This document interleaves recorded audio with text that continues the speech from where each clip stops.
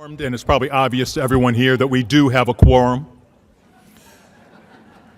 I'd like to get started so we can maybe get home before my deadline, and we can go forward from there. I want to start out by saying, if you were not aware of it, this is a special town meeting, and you are in the town of Northborough, Massachusetts. I'd like to start out with everyone that can please rise for the Pledge of Allegiance.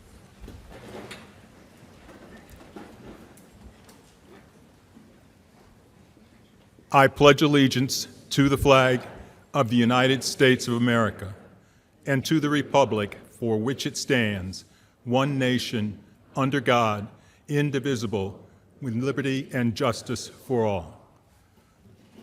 Thank you. At this time, I'd like to ask a member of the Select Board to please share with us their thoughts.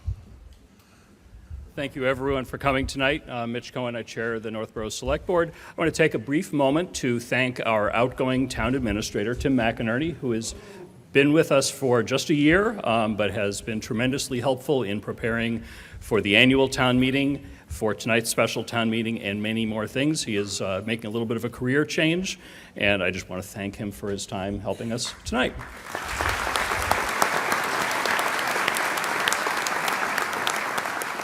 I know later tonight we're going to be spending a lot of time with Fire Chief Dave Parenti. I want to be the first to wish him a happy birthday. Thank you.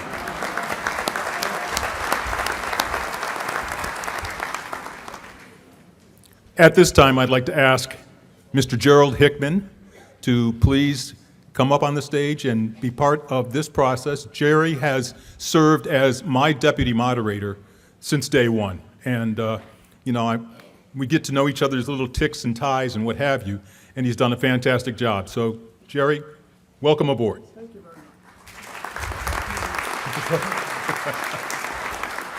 much. Jerry just reminded me that he's just a heartbeat away. I'd like to explain the large number of people that we have in the front row at the tables. We have the administration. We have town council, Brian Mazur. We have the select board. We have the financial planning committee. And then we also have the appropriations committee.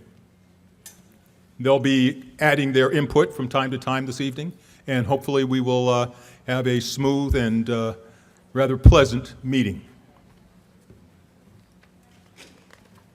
With that being said, let's begin with Article 1, Appropriation for Sewer Enterprise Fund.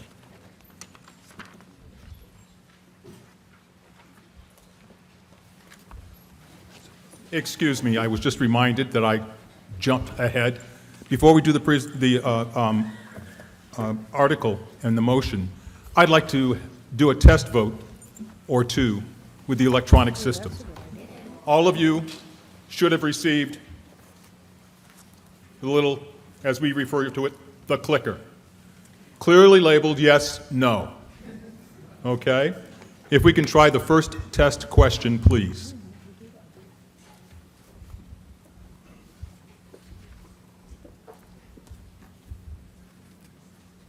Okay, people have already voted.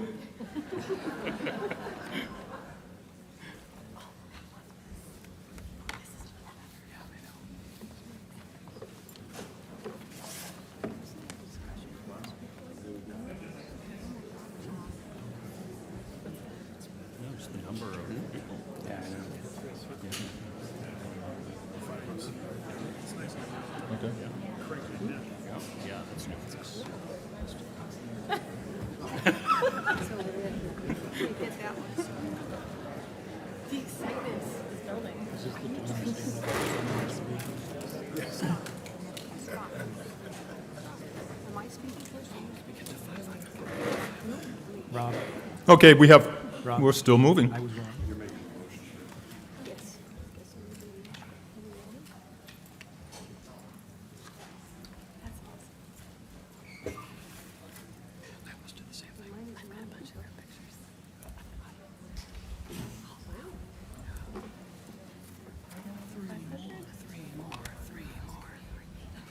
It looks like it's slowed down now, so we have 597 votes.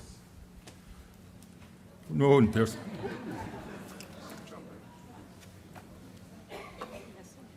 And will we see the breakdown?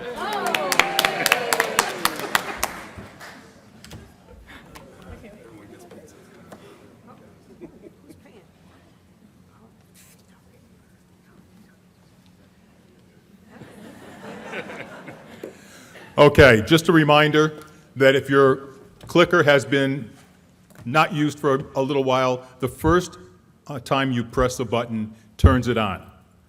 And then you can vote your yes or no, okay? You want to change your mind, you can change your mind. As long as the voting is still open, you can change your mind and vote whichever way you choose. Let's try one more.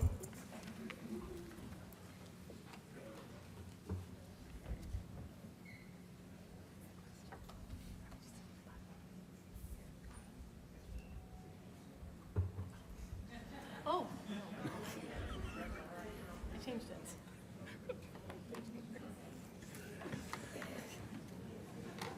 I know there'll be some jokers here.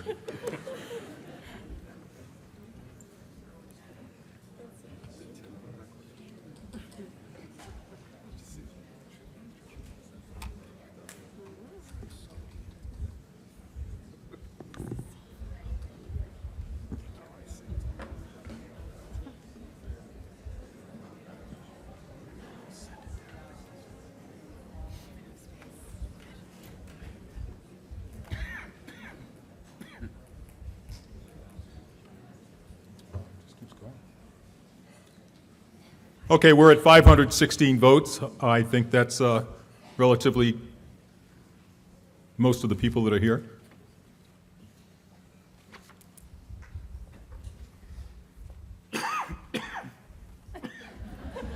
Now, if several people get up and run out, then we'll know that they were at the wrong meeting. So everyone's comfortable with the clickers? Okay. Now I think we can begin with Article 1, Appropriation for Sewer Enterprise Fund.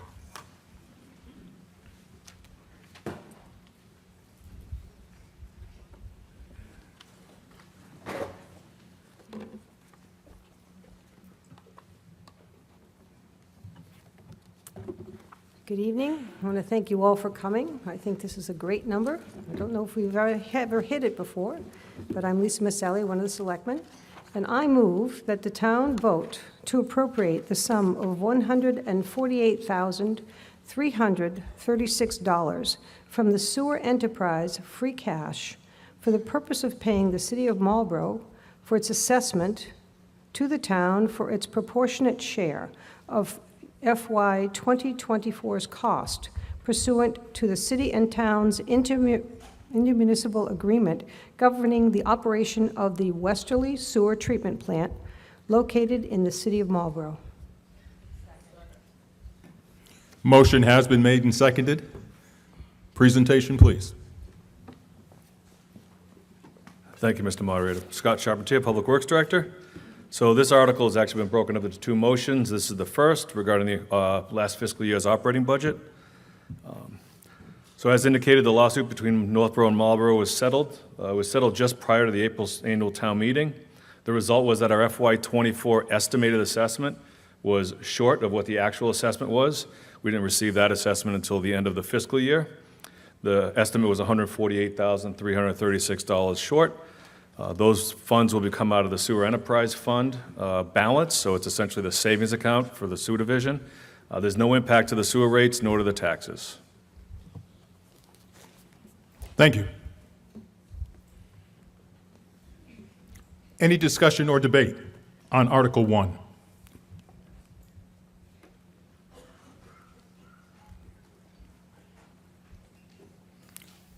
Now, there are actually two motions in Article 1.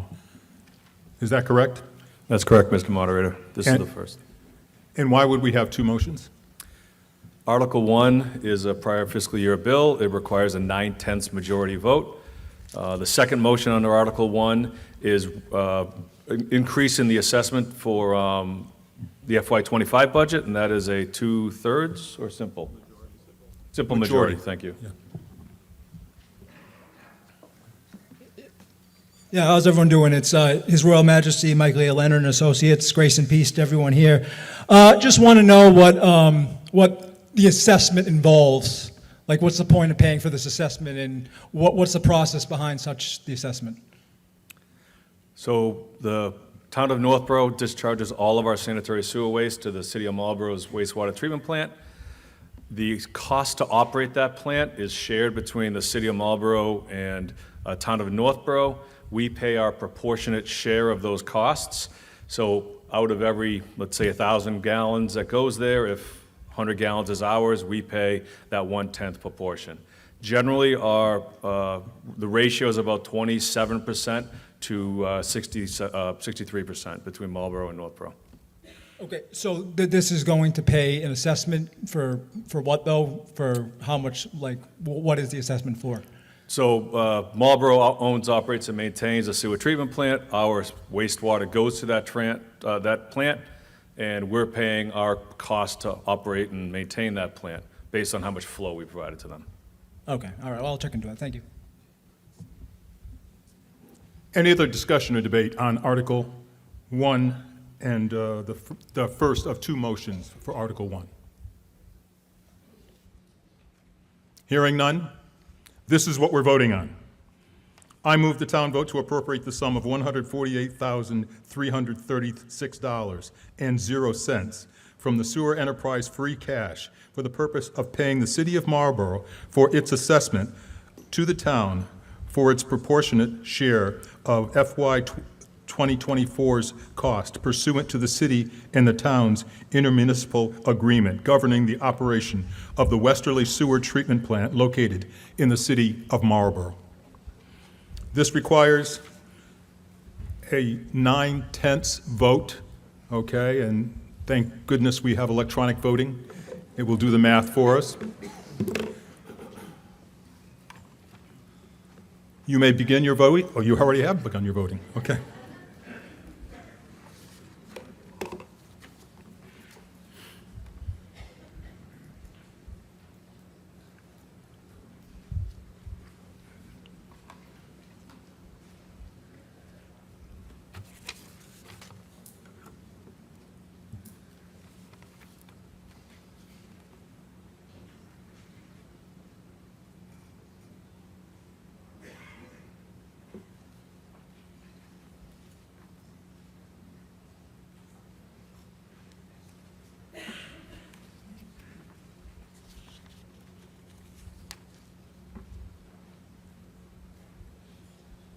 Okay, I think we've got the votes, and let's see the results.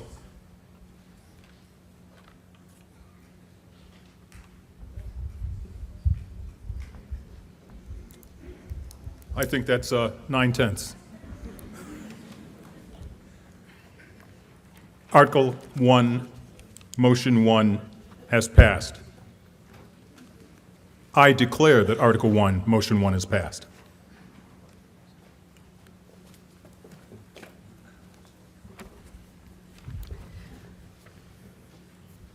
I move the town to vote to appropriate the sum of $100,000 from the sewer enterprise free cash for the purpose of paying the city of Marlborough for its assessment to the town for its proportionate share of FY 2025's cost pursuant to the city and town's intermunicipal agreement governing the operation of the Westerly Sewer Treatment Plant located in the city of Marlborough.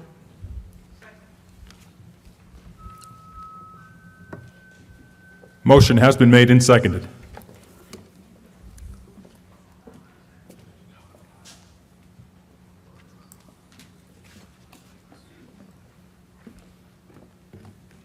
Yes. Thank you, Mr. Moderator. This is very similar to the FY '24 motion, except it's for FY '25.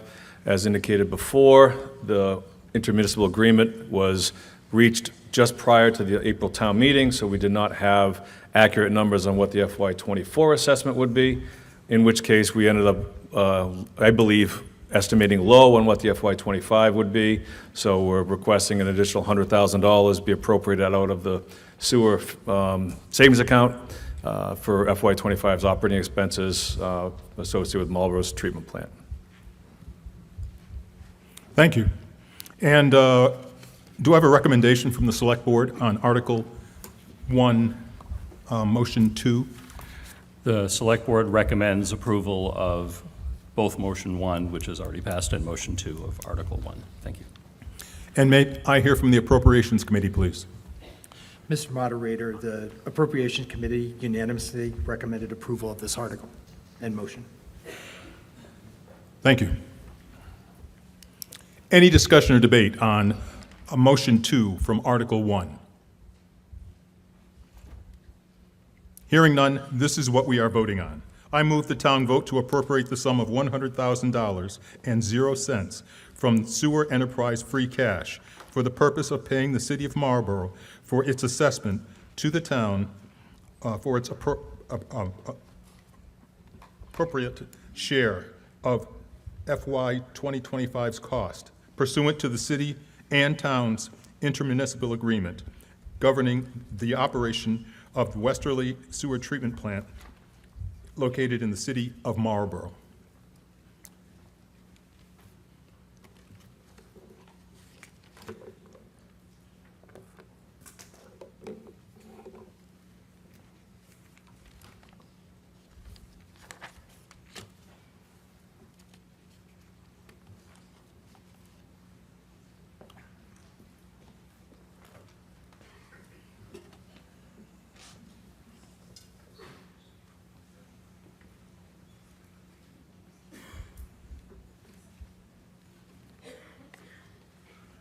By the way, I didn't mention, but this is a simple majority vote.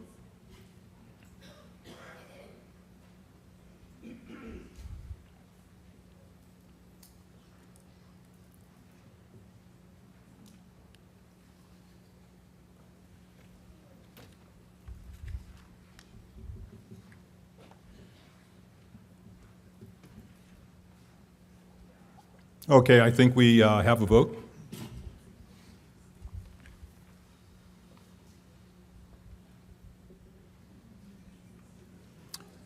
And motion 2 passes. Thank you.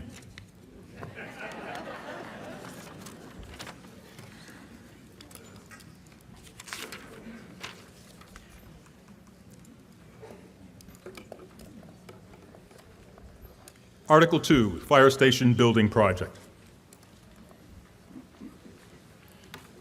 Mr. Moderator, I move that the town appropriate the amount of not to exceed $41,364,992 to engineer, design, improve, construct, furnish, and equip a new fire station to be located at 61 to 65 West Main Street, Northborough, Mass. And that to meet this appropriation, the treasurer, with the approval of the Select Board, is authorized to borrow said amount under and pursuant to general laws, Chapter 44, Section 7, parentheses 1, or pursuant to any other enabling authority, and to issue bonds or notes of the town therefore, provided, however, that no amount shall be borrowed or expended hereunder unless the town shall have voted to exclude the amounts necessary to repay the borrowing authority, authorized by this vote from the limitation on property taxes set forth in Mass General Laws 59, Section 21C, Proposition 2.5. Motion has been made and seconded.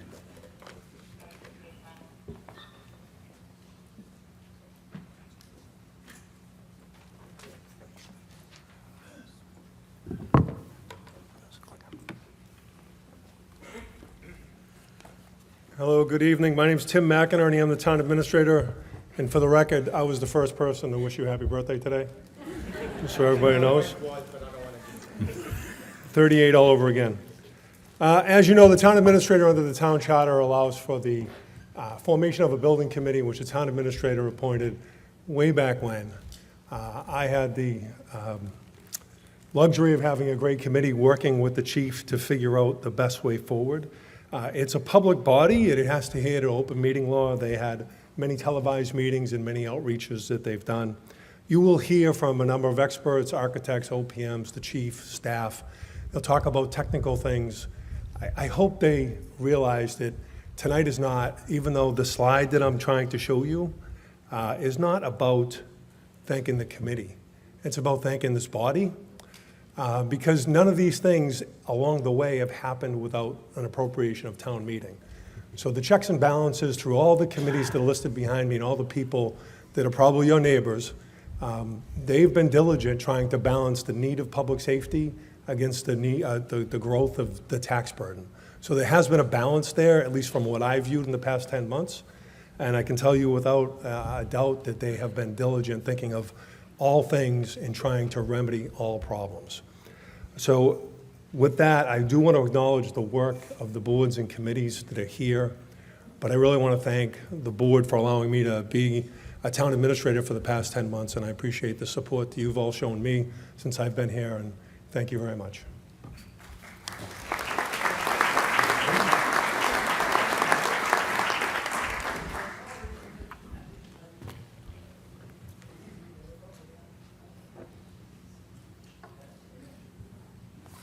No, I'm not going to tell you how old I am.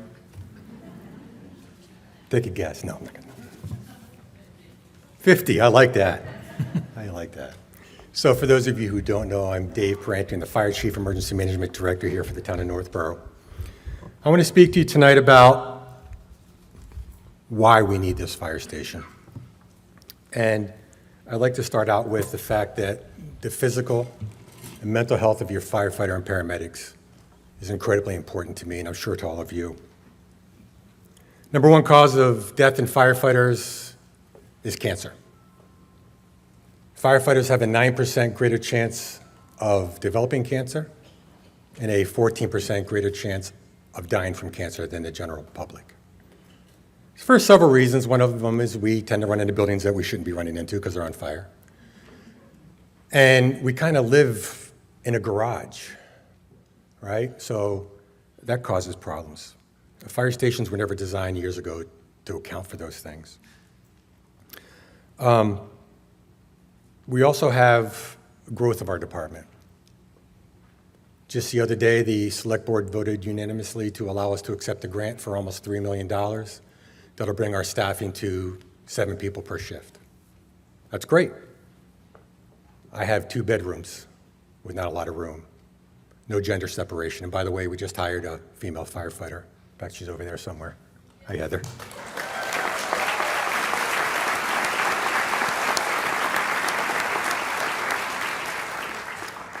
So it makes it kind of difficult when you have to put dividers up to try and make room. And we have 1 bathroom on the 2nd floor. That's real comfortable.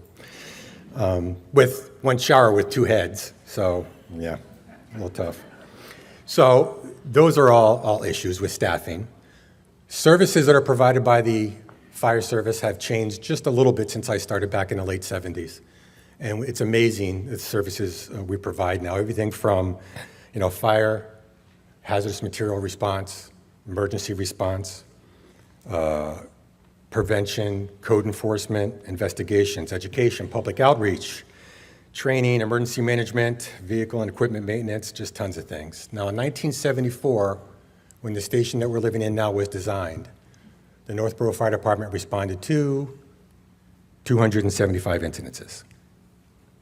The ambulance division, which was a separate division, responded to 294 incidences for a total of 589. When I left the station to come here tonight, just before, I figured I'd take a look. Currently, we're up to 1,782. Last year, we topped out at about 2,500. And it keeps climbing. So our medical numbers are going up. We're living longer. We're living older. We're not necessarily living healthier because all that medicine that keeps you going longer, that's great, but we end up taking a lot of people in. We do, about 68% of our calls are EMS calls. So keeps us very busy. So what's the solution to this, to our needs?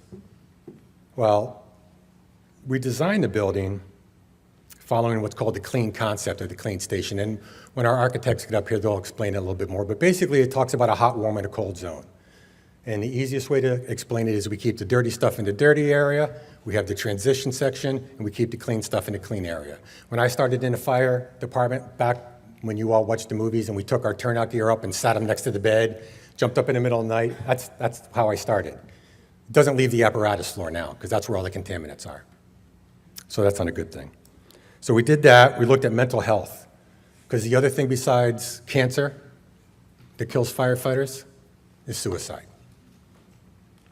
Mainly because the men and women in the fire service, just like the men and women in all first responders, the police departments, see things that most normal people don't want to see and have to survive through that, and PTSD becomes a real issue with us. So we designed this station with that in mind. We also designed this station not for just today. We designed this station for today, for tomorrow, and for 50 years into the future. And it was based on needs, not on wants. From the very beginning, when I say we, I'm going to talk about the fire department and the fire station building committee, who's amazing, looked at this with fiscal responsibility in the forefront. Which people say, wow, well, the station's awful expensive. You looked at fiscal responsibility, why didn't you cut more? Because we didn't build in things to cut. We designed the station that we needed. Very important. So what does that mean? So this is currently our current conditions. You can see the apparatus is bumper to bumper. You can see that our kitchen, where we're trying to have 5 people cook dinner, isn't all that big.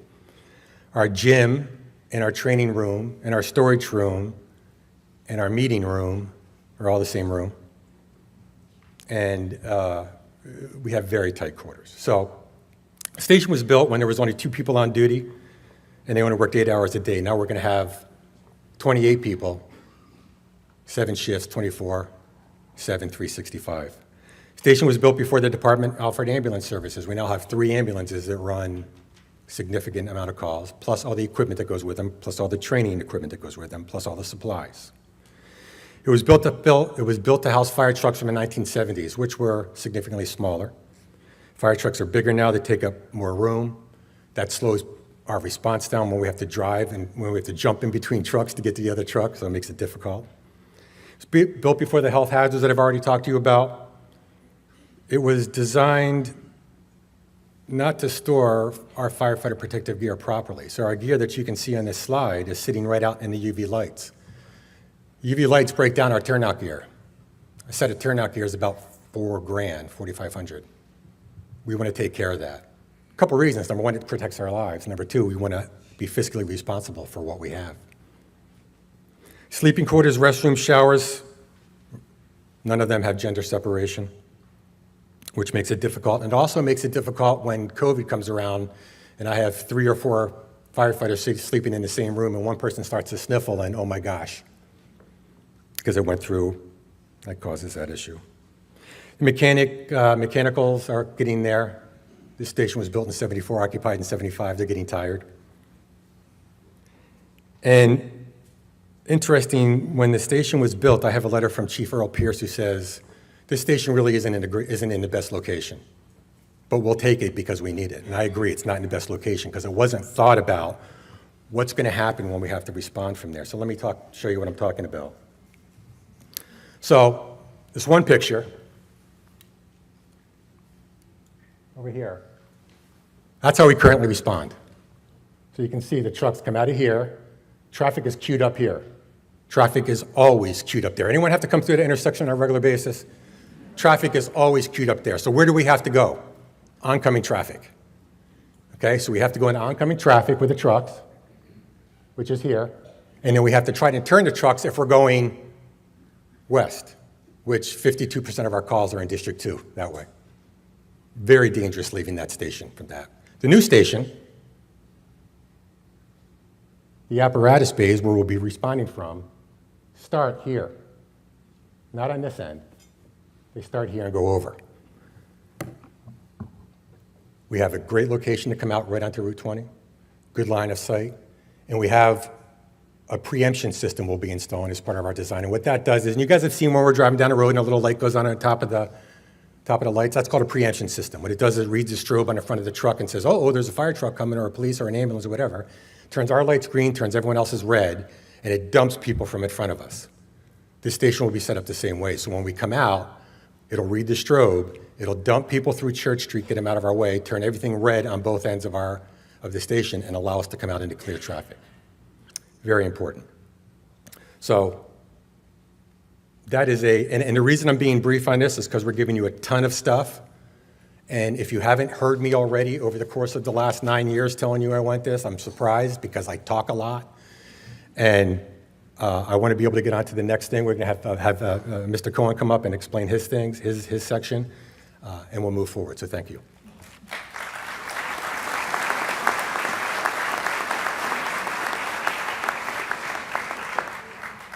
Thanks, Chief. I want to talk for a couple of minutes about sort of the history and how we got here.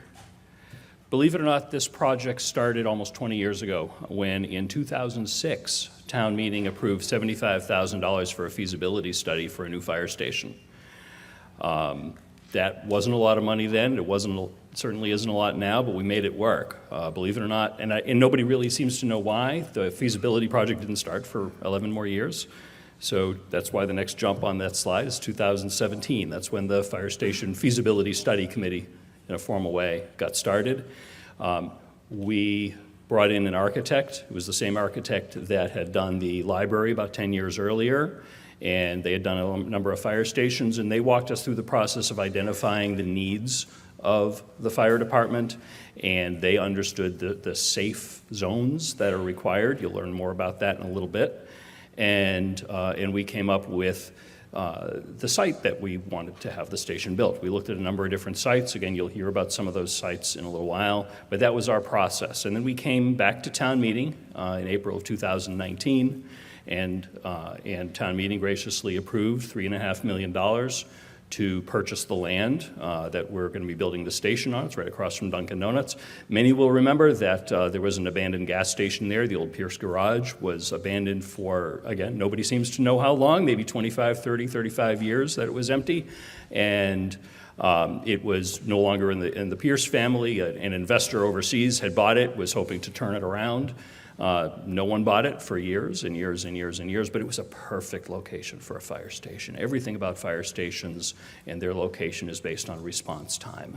And this was just, we couldn't find a better station location. There were some challenges with the site, but we've dealt with them.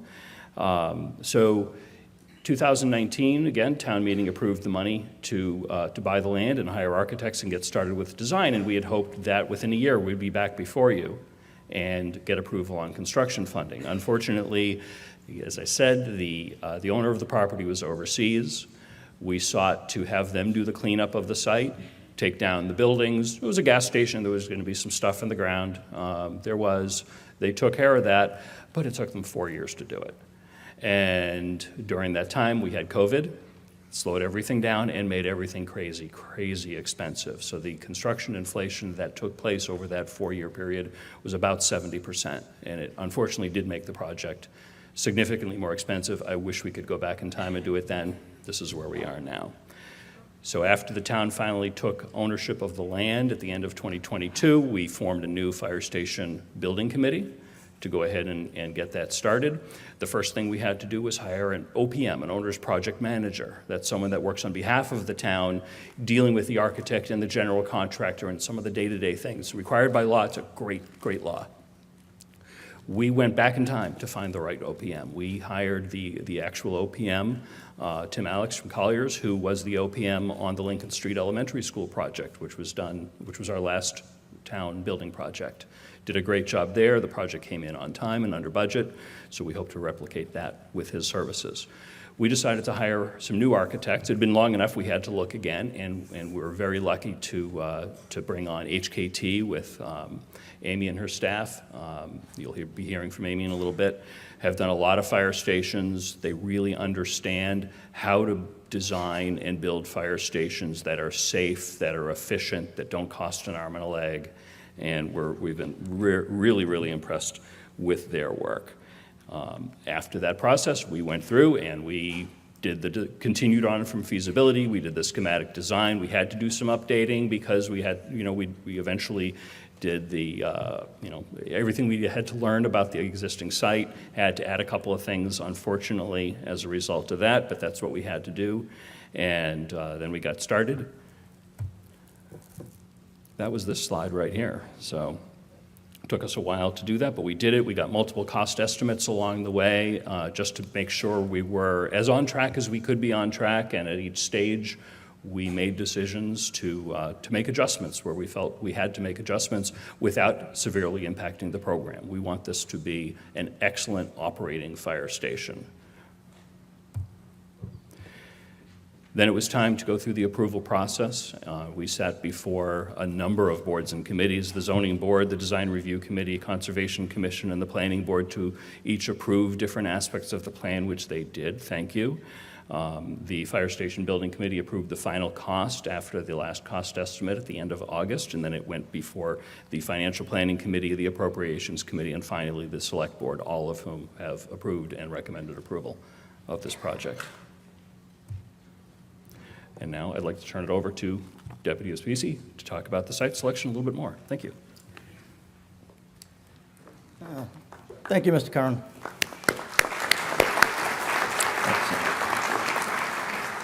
Wow, great turnout. This is great. My name is Neil Ospisi. I'm the Deputy Fire Chief here for your fire department. I'm going to go through a lot of the process from where Mitch left off to where we are today. So first off, site selection, a lot of discussion out there about site discussion, how we got it. So there's a thing called NFPA 1710. This is National Fire Protection Agency. They set response criteria. So there's a standard how fast a fire truck and an ambulance need to get from the fire station to the furthest point in the town that they respond to. So they set that standard. That standard helps each one of you by setting the ISO rating, which is basically a company that sets the fire insurance rates. And what that does is, the better our response time is, it's one of the factors that translates into how they calculate the fire rate insurance, so it helps you out. So what that standard did, this is working up there, yeah, okay, there we go. So that, let me get over here by the mic. This area right here in the outline, that's where the fire station needed to be to meet the NFPA standards. And I'll explain to you what other options we had, but they had to be in that area. So there was 4 options that the committee looked at, the feasibility committee, from the beginning. They looked at renovating and expanding the existing fire station. Would make sense. After doing a lot of research on it, logistically and cost-wise, it was prohibitive. We can get into, they had to buy extra land, you had to buy out businesses. The whole building would have had to been fully brought up to code. It wouldn't have addressed our response issues. So that idea was abandoned. Went on to a public safety building. Okay, should we look at police, fire? Put them together. The police chief at the time, who is not the police chief now, felt that there was no need. He said the operations of his police department at the time and the facility met the needs. The administration of the town at the time, again, different administrations, agreed, and so that was abandoned as well. Next was, okay, we need to build a new station. Do we build 1 station or 2 stations? So we looked at the 2-station idea. What we'd have to do is 2 smaller stations, but that comes with a cost of maintenance and staffing and apparatus. Because the way that we respond is we don't have the luxury of having 1 firefighter assigned to a fire truck all the time, or 1 EMT assigned to an ambulance all the time. They do what's cross-staffing, which means the ambulance crew has to respond in the ladder truck when there's a fire, and the engine crew has to respond in the rescue truck when there's a car accident. So to spread out the staffing, we wouldn't be able to meet that without putting all that other apparatus and staffing in place. So that idea was abandoned. So then it became the station that you have before you.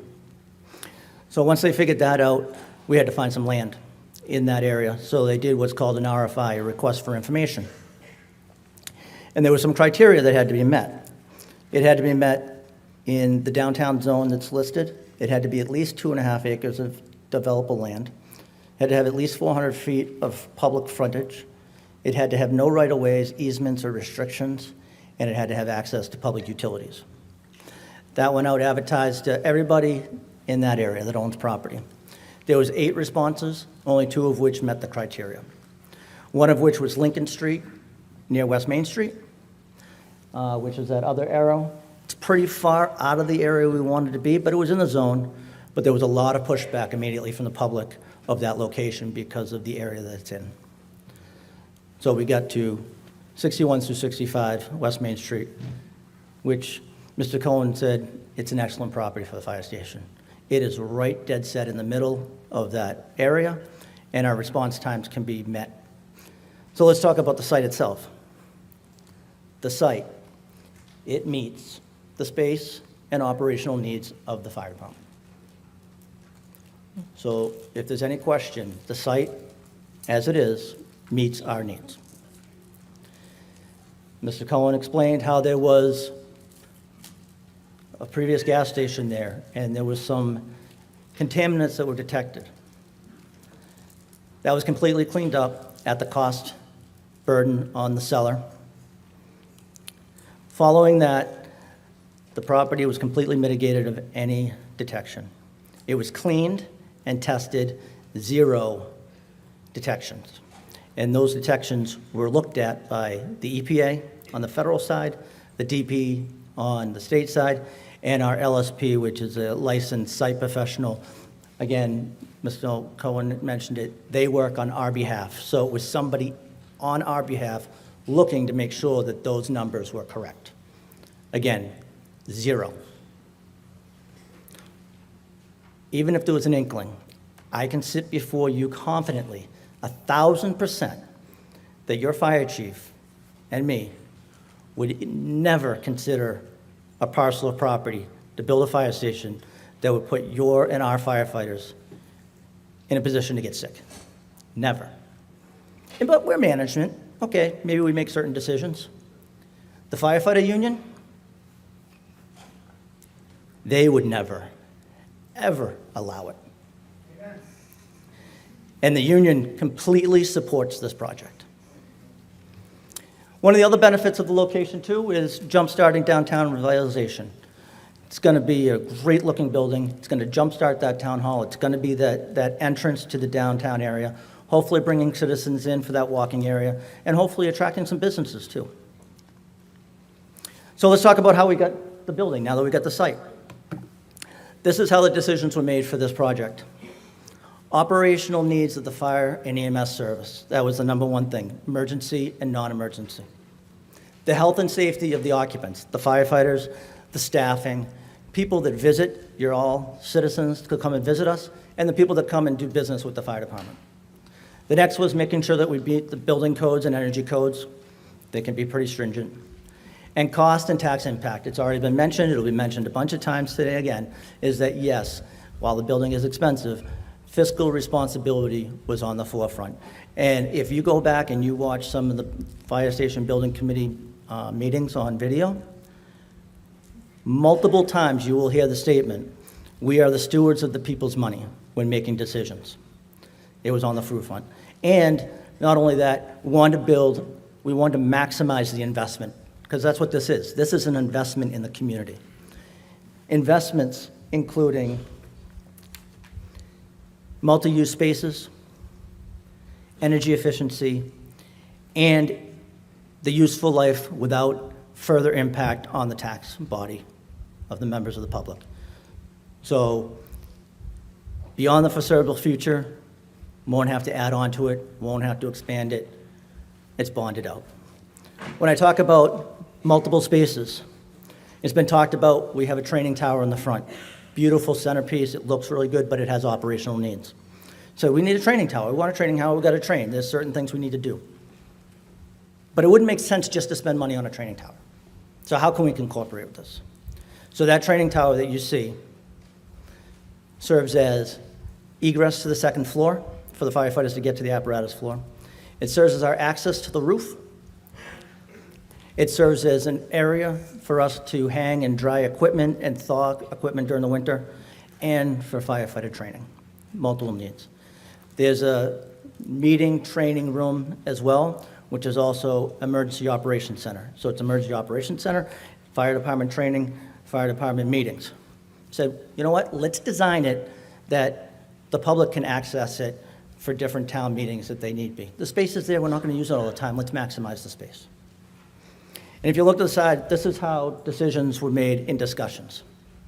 Everything was researched, designed. Then it was evaluated, questioned, scrutinized, and believe you me, the boards in this town did a great job and scrutinized this project very well. We reevaluated that, then we made our decisions. So we're confident I can say that this building has been very well, the due diligence has been done very well in this building. Went out, we learned from others. All right, some of us build fire stations, some of us. So we went out to some of the other fire stations, a mix of fire station only, public safety buildings, fire police, and mixes of fire departments that have more than one fire station. We only have one fire station. Not only did we tour and, hey, that's great, that looks cool, I like that, but there was discussions. What would you do again? What would you have done different? What would you have added? What would you have deleted? And what did you learn through the process? And I need to look at the list because I want to make sure I get this correct. So their top ones were, we didn't design for enough growth. We're going to max out this building a lot sooner than we thought. We didn't design enough storage. We have stuff stored on the apparatus floor. We didn't pay attention to detail as much as we should have. We didn't delegate tasks to different people to do stuff. We tried to take it all, the fire chiefs in some communities tried to take it all on themselves. Quality of the appliances and the furniture. Some didn't do so well and regret that. And the other one is that they felt that they didn't educate the public enough. And I hope, and I can confidently say for myself, but that I'm just one person, that this community, out of all the communities that I've seen, has gone above and beyond providing each and you with transparency and education at every step of the way, videos, frequently asked questions, station meetings. I've never seen it before, and we have got multiple compliments from other departments across the state who now wants to steal our videos, but we've trademarked them, so don't worry. Programming phase real quick, and HKT will get more into this, but started out with a detailed survey now that we've gotten some ideas. But what about Northborough Fire Department? What is Northborough? We know what these other communities did, and we got some ideas. What does Northborough need? So they did a survey. It included every firefighter and staff member on the department, call members, our administrative assistants. It was like 9 pages long, but really collected a lot of data. They collected data collection. They did specific measurements of things that we actually have. Future outlook. HKT has been doing this for a lot of long years. They've done a bunch of projects. They helped guide us through an exercise to figure out what does 50 years from now really look like. Like we can just imagine, but they stepped us through a process to reasonably figure out what we would need in 50 years. We went through a process of the required haves that we need, the must-haves that we need, and the nice-to-haves, because obviously we would want some nice-to-haves. I will recommend this company over any company I've ever worked with on one simple thing, is that every single thing that we put in front of them that wasn't a basic design, they sat down with us and said, explain to me why you want that. Explain to me why you need that. Explain to me how that's going to work. Explain to me what you're thinking. It wasn't just, hey, we'll do it. They challenged. They pushed back. And many times, we looked at ourselves, the chief and I, and said, that's kind of a stupid idea. Huh, glad they called us out on that. So very appreciative of that. And again, we talk about checks and balances. Our own architects that we hired us were check and balancing us. That helped determine our space needs. It created that starting point and the foundation of what we needed. And then they went and did a site survey of the property. Two things we learned real quick is that we needed a larger apparatus bay than was initially designed or determined. And the topography of the site, the hill and such, was a little bit different than what the public GIS data was, which the feasibility study had looked at. So let's talk about the site. So the topography. Again, I can guarantee you, anybody at these tables, anybody sitting in the audience, anybody that was unfortunately not be able to make it here today, wouldn't have done a retaining wall on the site if we didn't have to do it. We tried everything that we thought there was cost, within the cost, to not do it. But this is what Mother Nature gave us. She gave us this property. It's a great property. It works for us. We just had to manipulate it a little bit. right? So the justifications, there was two big justifications for it. One being the size of the building and the apparatus bay that I talked about. Because there was some code things that the feasibility study didn't include that created the size of the building size. Also, we talked about safety. So the building had to be pushed back on the property. And that was to allow in the driveway in the front, as you can see up in, is this thing working? All right, anyways, that big block up there. When the fire trucks come back, had it been in the original location, fire trucks would have come back, turn, firefighters would have to block all the traffic on Route 20 so that they can back in. By moving the building back, we don't have to interrupt traffic on Route 20 when we return. Decision-making process, and this is kind of a theme of the committee, a very professional committee, is the wall was based on cost, safety, environmental impact, and aesthetics. And we looked at all those, and we balanced those out to come to a determination. We got to choose between a straight wall, a battered wall, terrace wall, all these different walls, and went with the battered wall concept. We talk about the height. You've all heard it. It's going to be a tall wall. Right. We've heard 30 feet. We've heard 25 feet. We've heard, 15 feet, whatever. It's going to be tall. All right? We're going to walk up to it and go, hey, it's a tall wall. But that's what Mother Nature said. You need a tall wall. So the thing to understand is that it's not one huge wall.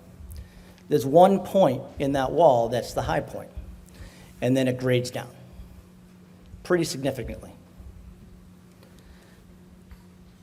Most of that wall, you'll never see it. It's behind the fire station, and unless you're flying a drone over the fire station, you're not going to see it. But knowing that, obviously, a lot of people don't want to look at it. We don't want to look at it sometimes. So we did add trees, additional trees to kind of block the areas that you may see it. Let's talk about time spent. We've heard things of, this project's been going on for 20 years, 7 years.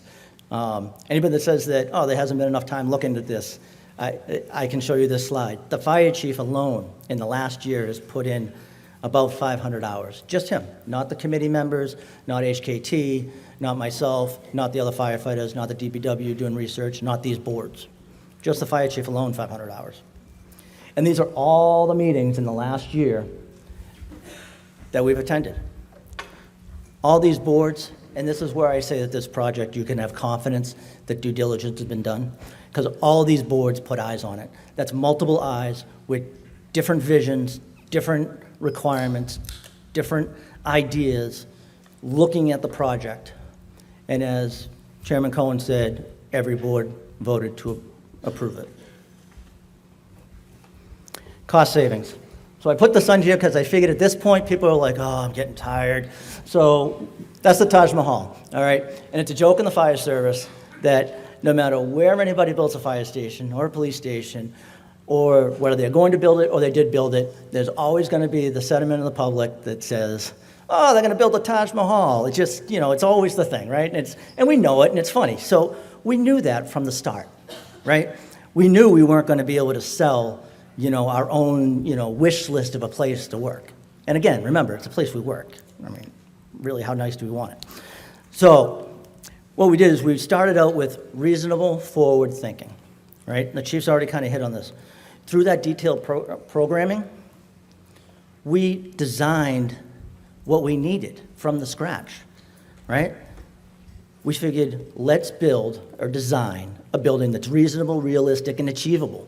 We don't want to go in front of the town with something that's not achievable, where we don't even feel comfortable, like, well, I hope they don't catch that part of the building. So, and that's where we went to. And what that did is it reduced the potential for over-designing. And what does that mean? It means we didn't put a lot of fluff, as the chief mentioned. And when you put a lot of fluff, it loses your trust in us because we put things in there we didn't necessarily need. And then we have to spend time cutting things out. And then the architects have to redesign because this is a whole building. Each part works together. So we have to delete one thing. They have to do work. That's a lot of time, effort, and just nonsense. Not something we need to do. So we didn't want to do that from the scratch. So that's why when the chief talks about, and there's questions of, well, you didn't cut a lot. Well, that was by design. We didn't want to cut a lot. That's a waste. But we did cut. And we did cut quite a few things. And we reduced. So we talked about, we were gonna put some radio equipment on the tower, we deleted that. We were gonna put a radio tower, we deleted that. The heated apron right in front of the doors that melts the snow in the winter, we reduced it from 25 feet to 10 feet. We reduced one of 3 of the monitors. We opted for folding garage versus roll-up garage. The folding doors are actually cheaper and have less maintenance, and they're faster. We created shared office spaces. We're looking out 50 years. The fire service is not just an emergency response agency. We do a lot of non-emergency operations, planning, hazmat, a slew of things that we have administration people, and we can foresee that growing. Instead of creating an office for each one of those positions we foresight, we created a few, and then the rest we built a shared office, which is one space that can be manipulated. Shrunk the footprint. We created double occupancy dorms. We foresee 14 firefighters that this building can house in 50 years. Right now, we'll have 7. We developed 7 dorms. Everybody will have 1 dorm. And then when and if we get more in the future, we can double up. Again, shrunk the footprint of the building. And that's where the cost is. We took the bathrooms. The original design had all full baths on the 2nd floor. We split it up. We said we don't need all full baths. We can do some halves and some fulls. We went with sturdy residential appliances in lieu of commercial grade. And we could have gone commercial grade, much more expensive, way more maintenance, and it would have triggered us to have to follow the building code for a commercial kitchen, which puts you in a whole different environment that you don't want to be in. But we definitely wanted stuff that was going to last, because we don't want to replace it every day. Because the replacement of a stove, I don't live in this town. It'd be nice if I did, but I don't live in this town. It's not going to come out of my pocket. The stuff that we have to replace comes out of your pocket. So we don't want to do that. We reduced the number of door locks. The back of the building is pretty plain Jane, no designing. Again, why? No one's going to see it, so let's save some money. We eliminated, at the recommendation of the boards, the electronic signboard. The wall we talked about.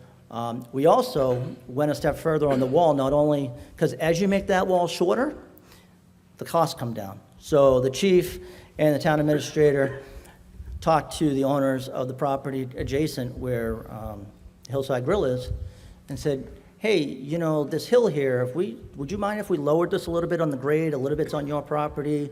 And it was a verbal agreement of, yeah, because it cleans up his site and we lower our hill. So that wall came down a little bit. No cost. And we reduced the EV chargers, as Mr. Cohen said, from 11 to 6. I know my portion had a ton of information, and I apologize if I overwhelmed you, but you deserve to know the information, even though we put a ton out there. So, thank you.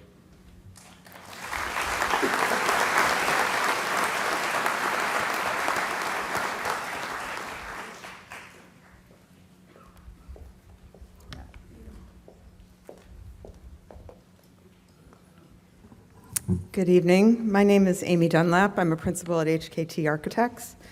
I'm going to talk a little bit about the process that we went through to get to the building design that we have today.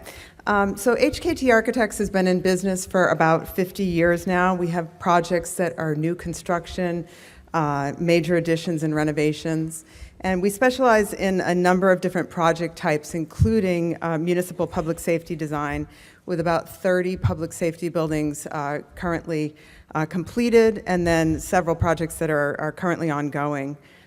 The team that we put together, the design team that we put together for this project includes civil, structural, mechanical, and other engineers, landscape architects, cost estimators, and other design professionals who are experienced in public safety design and were chosen for their expertise and commitment to public architecture. This is a team with experience working on fire station projects just like yours with one another.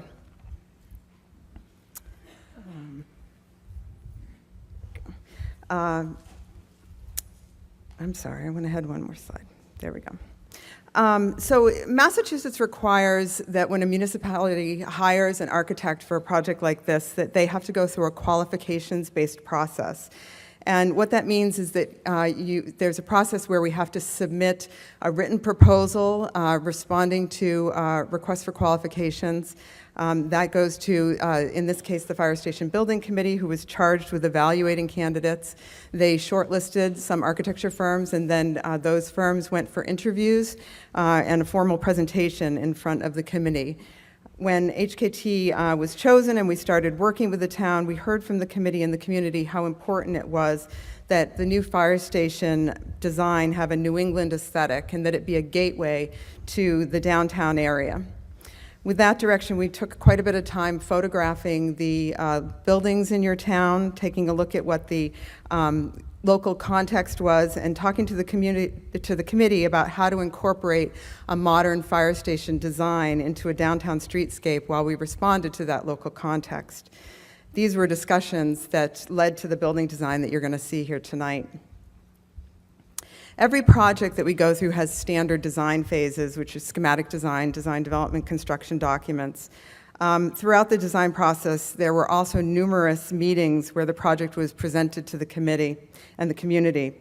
We had regular fire station building committee meetings, and then there were several open community information sessions and committee meetings where residents were updated on the project's process, as well as meetings before permitting authorities such as the design review, the planning board, the zoning board, where the project was presented and approved. Input from that process led to the design that we have tonight. So as Deputy Aspisi said, our work on the project really began with program development. And that's when we established the space needs for a building, including the types of spaces that the building needs, their sizes, their locations, and their relationships to one another. He talked quite a bit about the survey that we did with the fire department. We started with a written questionnaire that went out to all of the fire department staff to learn more about their current operations and then what they envisioned going out into the future. We then sat with the department staff to talk to them about their responses. We toured their existing building and we learned firsthand about how they work and how their existing operations are impacted by their existing facilities. The goal of all that was to get a thorough understanding of how the Northborough Fire Department operates so that we could design a station that would meet the department's needs not only today but well into the future, as well as build a building that would give the firefighters a healthy, safe, and efficient workspace. Once the space needs were defined, we moved into schematic design, where we developed several options for how those program spaces would fit into a building floor plan. And then we started to look at options for the exterior of the design. We worked with the committee and the fire department to revise those options until we had a scheme that met the operational needs of the department. And it was at this point that we had our first cost estimate done, right at the end of schematic design, by our professional cost estimator working with the HKT team.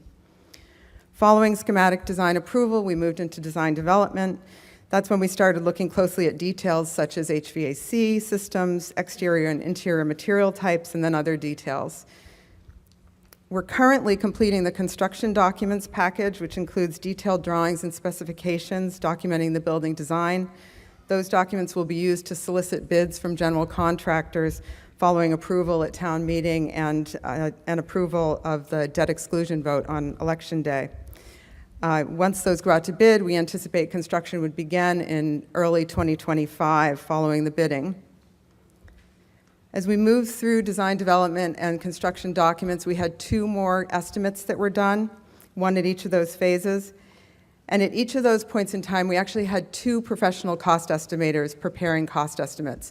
One of the cost estimators worked directly for HKT for the design team, and then a second cost estimator worked with the OPM Colliers and worked to create their own cost estimate. Those 2 estimators then get together and do a process that's called reconciliation. And that's when they start to talk about what they saw in the drawing set, what they're seeing in the market, making sure that their quantities align with one another, and making sure that they've accurately captured the scope of the project in their cost estimates. So the chief talked a bit about healthy design in fire stations, and this is something that's really been an increasing focus both in the firefighting community and in the design community about how we can create stations that really focus on firefighter health both physically and mentally. As he said, the firefighters are exposed to carcinogens from chemical release of burning materials in their work. And studies have shown that exposure puts them at greater risk of being diagnosed and dying from cancer than the general population. Similarly, there's an awareness about the need to address mental wellness for firefighters who can experience post-traumatic stress from their emergency response and what they encounter on the job and what they see as they're providing services to the public. Fire station design can help address both firefighter physical and mental health. By providing appropriate decontamination facilities, carcinogens can be removed from equipment, gear, and personnel. And by providing access to natural light, views, fresh air, and appropriate living quarters, the building can help support firefighter wellness.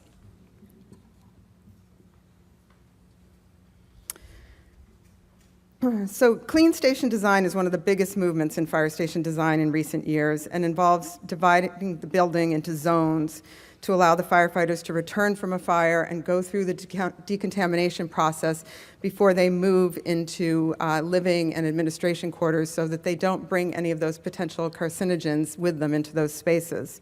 And how those zones are applied in the Northborough building are shown in this slide right here. The red hot zones are the spaces occupied after a call and before decontamination happens. And then the yellow zone is sort of a transition zone, and that includes spaces where equipment and gear can be washed and dried, as well as shower facilities where the firefighters can go and clean their bodies and make sure they don't carry any of those carcinogens any farther into the building. No germs, it's a lie. Conspiracy. The red and yellow spaces are physically separated from the green cold zone where staff live and work. They're also pressurized by the HVAC system to reduce the likelihood of airborne contamination into the cold zone. So the goal of organizing the building into these zones, again, is to foster a healthy station design and to reduce the risk of any potential contamination of carcinogens into the living and working areas.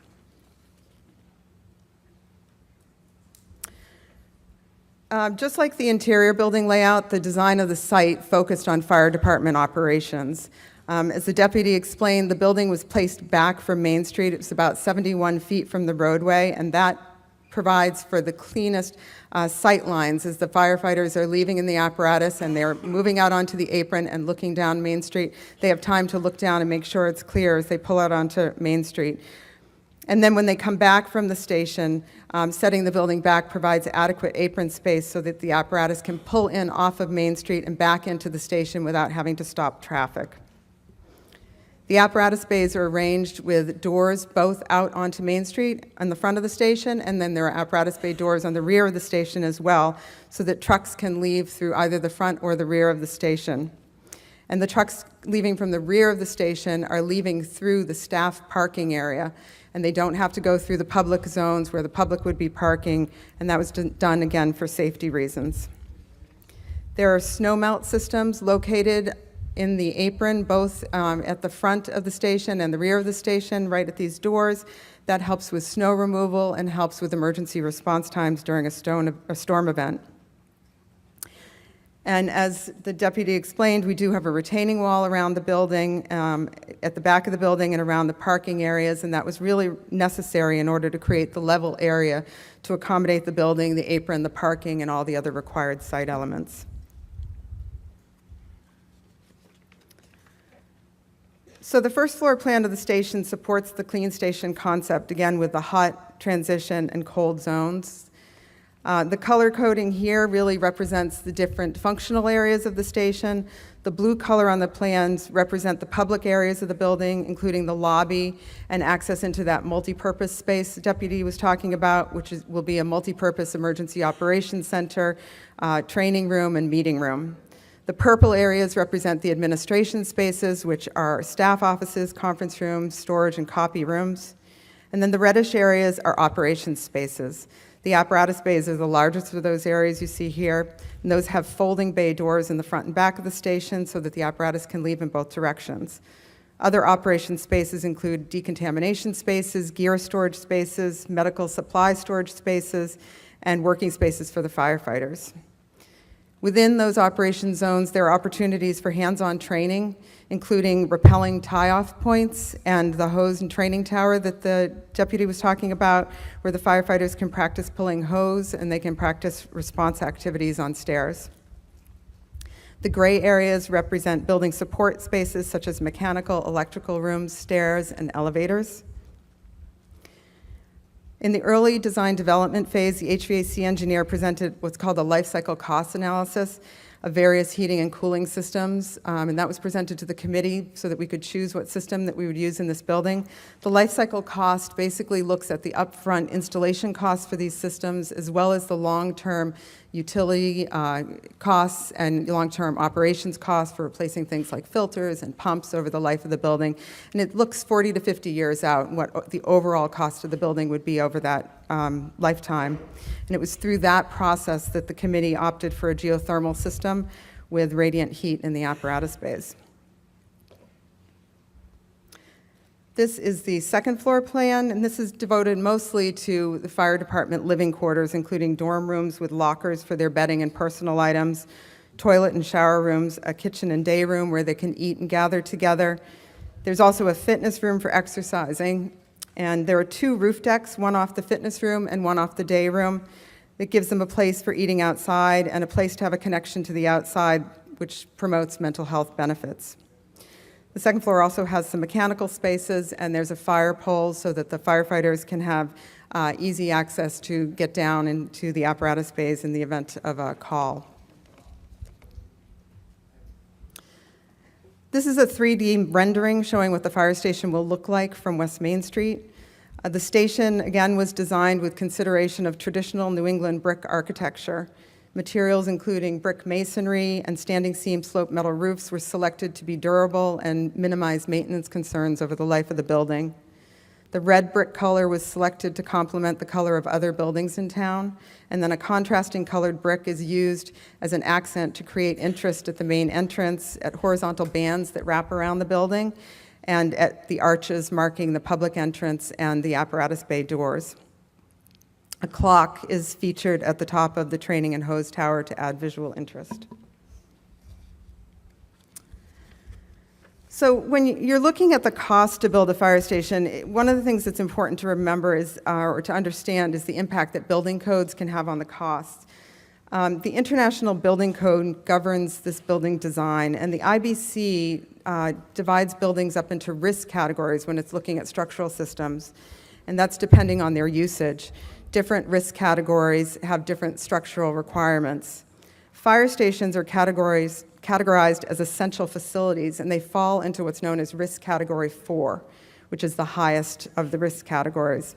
Essential facilities are buildings that need to stay in continuous operation in the event of an emergency, such as a hurricane or an earthquake. They're buildings that, if they experienced a failure, would impact the availability of providing essential services to the community. And as a result, buildings in risk category 4 have more stringent seismic requirements than commercial buildings might have, and that in turn leads to added cost for a building like this. We also have a new energy code in Massachusetts that went into effect this year, and that has been also contributing to added construction costs and projects. The goal of the new code is to increase energy efficiency in buildings and to encourage a movement away from fossil fuel use in HVAC systems. The new code has emphasized a thermally efficient building envelope, and it requires that you do energy modeling for a building of this type to determine compliance with the code. And that's really had a big impact on the types of materials and the types of detailing that we do for buildings like this. The insulation of walls has increased, and the attachments that we used for attaching that insulation to the walls needs to be designed in a way to minimize thermal conductivity. And the size and type of windows are impacted by the code's thermal requirements. And for this building, we were required to do triple glazed windows to meet the code requirements. Mechanical systems for this building are all electric, and there will be no natural gas lines brought to this building. The code requires the building to be solar ready so that if in the future you want to put PV panels on the roof, you can do that. The structure will be designed to carry that weight, and there'll be infrastructure in place to make that happen. And the code also requires that a percentage of the parking spaces that we provide need to be electric vehicle charger ready. This building actually is going above and beyond the code at the request of some the permitting authorities in town.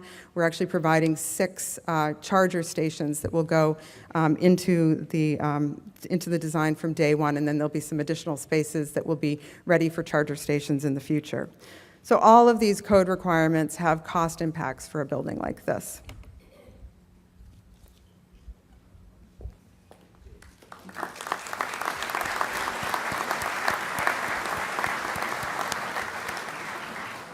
Thanks, Amy. I want to talk a little bit about energy systems and some rebates that we're getting on some systems. A primary goal during any construction project is to, these days, is to reduce the use of fossil fuels. And whether that's of an environmental concern or a financial concern, it's a good thing to do. I'm hearing some conversation on the back. Can everyone hear me all right? Thank you. Okay. I want to talk first about 2 relatively smaller items that Amy mentioned a minute ago. Solar panels. We are required by the Energy Code, as you just heard about, to be solar ready. We do plan on installing solar panels on the roof towards the end of the project. We wait intentionally until the project is further along to make sure we're in good shape with budget and everything else. But under federal law that was approved about 2 years ago, we'll get 25.5% back on that. We anticipate that to be about $75,000, $80,000 that we'll be receiving back. Also, the Energy Code, as you just heard, requires the use of prepping for 11 EV charging stations, really to charge 11 cars.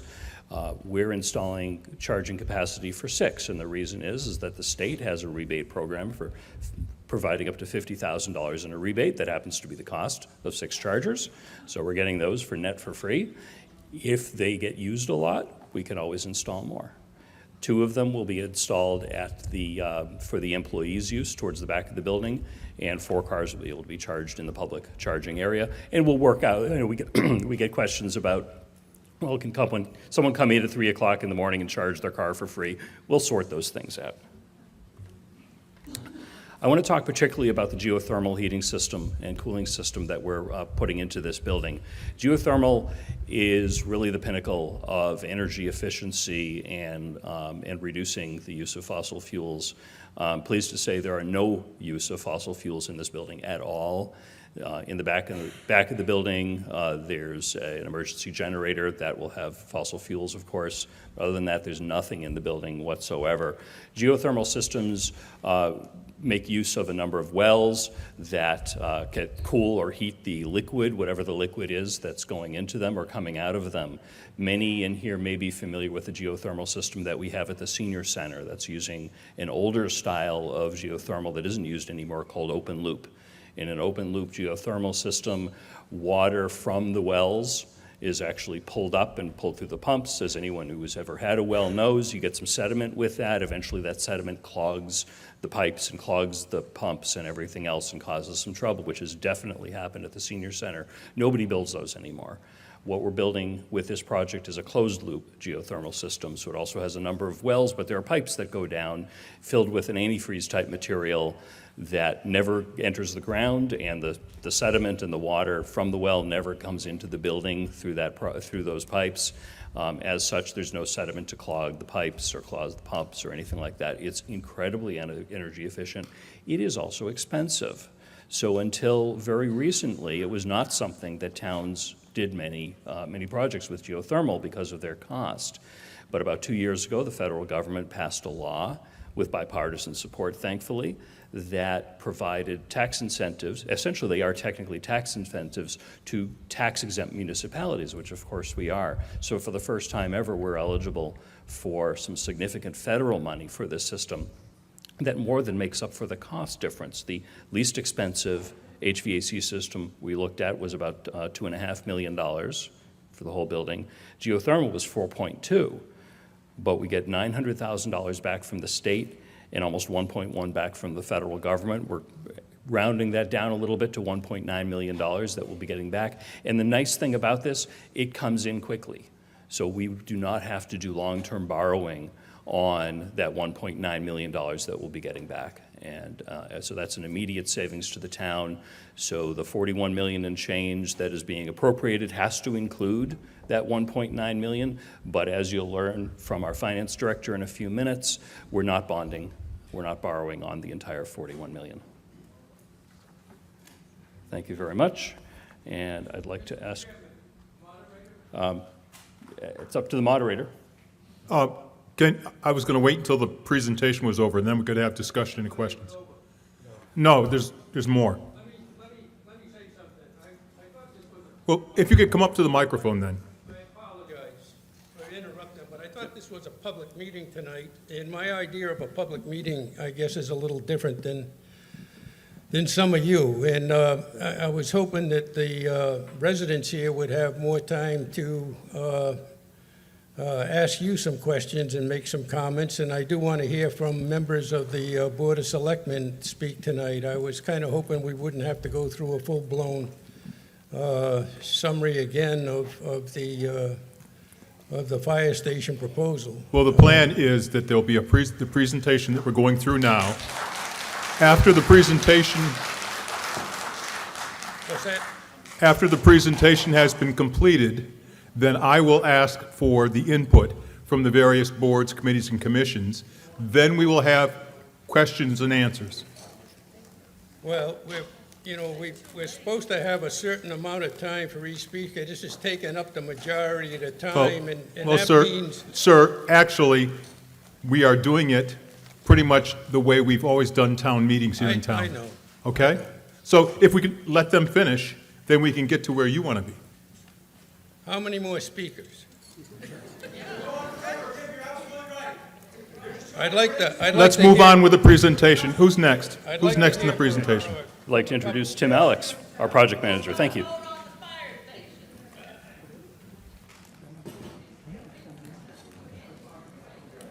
Thank you, Mitch.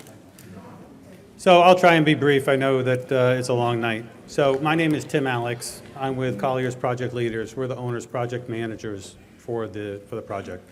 As was discussed, any public project using public funds over $1.5 million requires by state law an owner's project manager. So our role in this is to coordinate the different members of the team. We're independent of the contractors, we're independent of the architects, and we coordinate the efforts of all the team members and try and get the project through its process. We focus on the cost, quality, and schedule of the project, keep things moving. And we'll talk a little bit about the process that we've been going through with our budget development. So Amy covered a lot of this earlier, so I'll go through pretty quickly. But the estimating process, what I really want to focus on here is that it starts early on in the design process and continues as the design develops. And that we're looking at not just the cost of the project, but the scope. So as two independent estimators, one again hired by the design team and one brought on through the town, through the OPM, start to look at the costs. You want to make sure that they're looking at the same scope, that they're interpreting the drawings that are presented at that time the same way. So assuming that they're looking at it, as we go through and do the reconciliation process, we'll identify where the numbers might be a little further apart. Maybe there was some confusion on what the scope is. By going through that process, hopefully, in the end, all the bidders on bid day are looking at the same documents and interpreting it the same way, and our costs are relatively tight. It also allows us to take a look at major driving factors of the cost of the project. By doing that, it allows us to review those particular items, whether it's the envelope of the building, the material, whether it's brick or some other sort of material that wraps the building, and we can determine what really provides the best value for the project.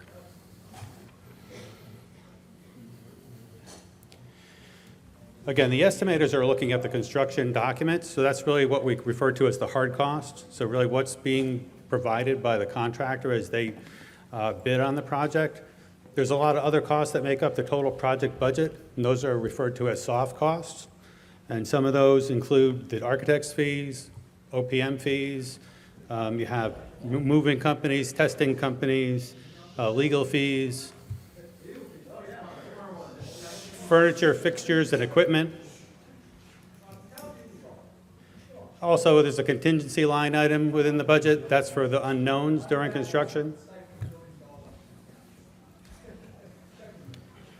One thing that's important to mention is that as a fire department can't have a downtime in between they're moving from their old facility to the new, we need to make sure that the budget incorporates all those items.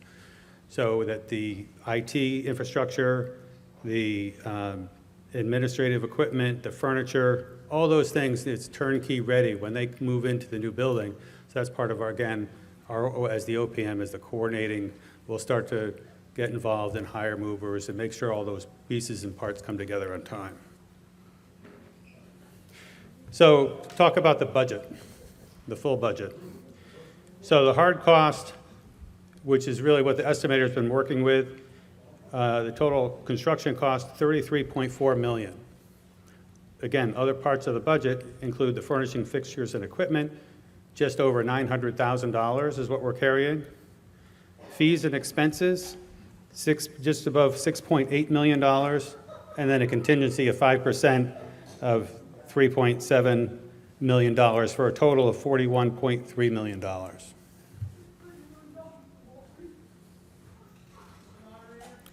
Yes.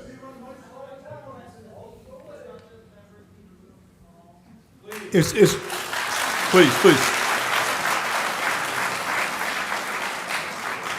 Is the chief in the hall? Chief, if you could address that, thank you.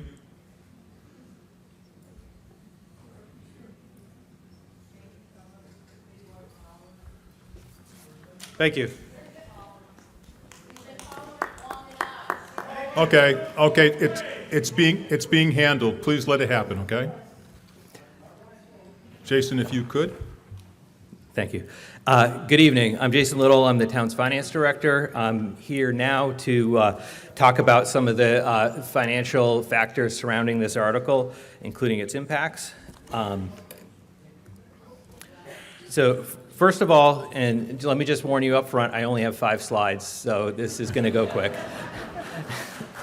So the fire station article, as you can read from the motion, is contingent on a debt exclusion ballot election vote. The town's financial policies, which were adopted by the select board in 2010, that have been in place for a long time, that we've adhered to year after year, they require that any large project be conducted as a debt exclusion. And why would we do that? For 2 good reasons. Those 2 reasons are it demonstrates the community support. It's the largest project the town's undertaken at this significance, and also intergenerational equity. And what that means is that this building is likely going to be used for 50-plus years, and the town will incur debt for a period of about 30 years. So this means that the residents and taxpayers that are enjoying this building will pay for that in increments over that period of time.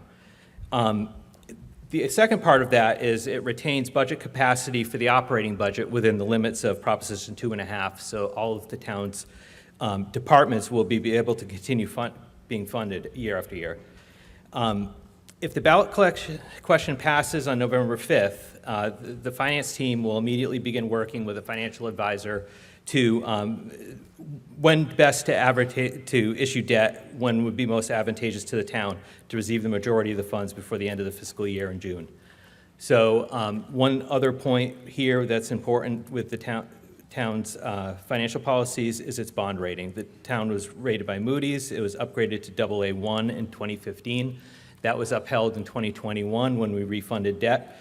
That was the last time we've issued long-term debt. So we're in a good position to issue debt for the next round. So we have 2 policies that we need to consider with respect to debt. One is state statute. It's General Law 44, Section 10. So we're limited to 5% of the town's EQV. That's equalized valuation. That's basically the town's property value in total as adjusted by the state and measured by the state. And that debt limit for us would be $3.6 billion times 5%. That would be a limit of $182 million. Right now, the town's total outstanding debt is $21 million. So we're not close to encroaching upon that threshold. So the other policy to consider is the local policy adopted within the town's financial policies by the select board in 2000. The policy considers the town's general fund debt plus the regional schools debt compared to the general fund budget. So that limit is the net general fund debt limit. It's not to exceed 8 to 10%. So for FY25, this calculation was 3.83 for our existing debt.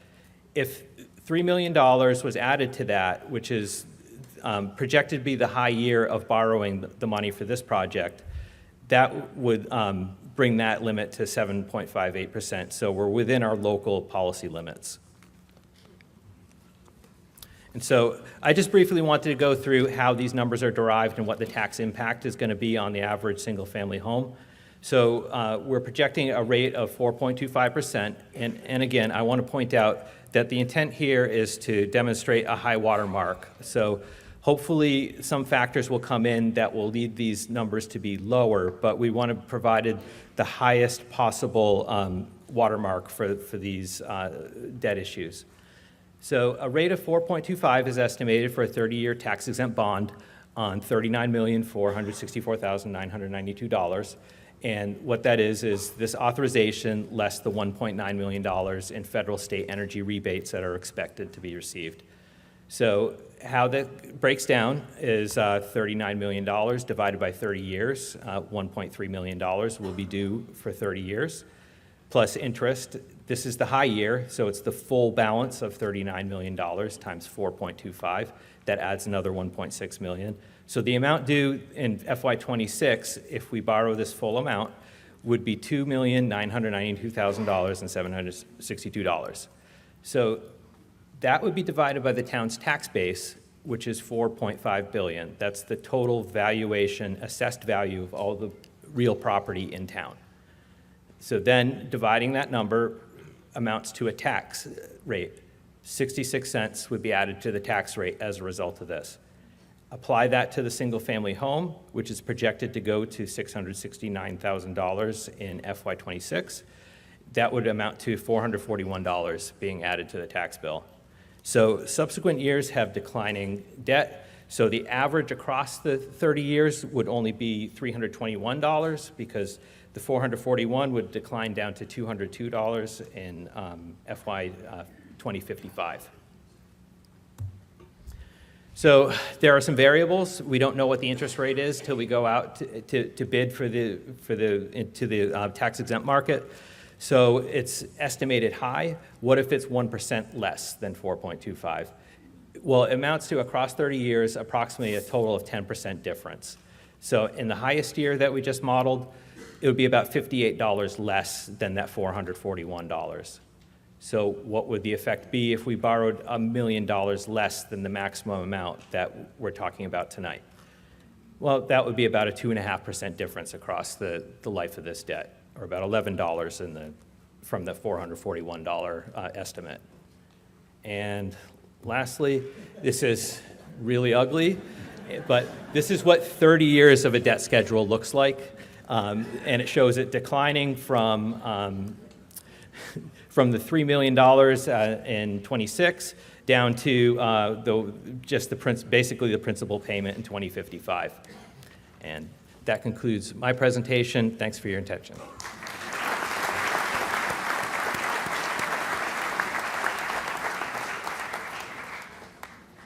I applaud Jason because when we practiced this, his was the longest section. That was awesome. And I will say, I know this has taken a long time, all right? No one's to blame but myself. I put this together. We felt we really had the responsibility on a project this big to give you the information. I apologize it's taken so long, but we're just trying to do our due diligence and get the information out for you. This is one question that we actually get. It has nothing to do with this project, but we got a lot of questions on this, so we want to just hit it real quick. But the current fire station, when this new fire station passes and gets built at 11 Pierce Street, the Master Plan Implementation Committee and the Downtown Revitalization Committees are super excited about the opportunities for this building. Tons of opportunities. It's in that walking downtown mindset. Whether the town keeps it, sells it, leases it, everything's on the table with them. But it's important to know that we have plenty of time, because for the time for the station, the new station will take about a year to build, year and a half, maybe 2 years to build max. So the fire department has to maintain residency at 11 Pierce Street. So that'll give at least probably about 2 years for everybody in this room to provide their input on what they want it to be, in the master plan and downtown plan committees to figure what they want to do on that. So if you want more information on that, episode 16, and also you can talk to the planning boards.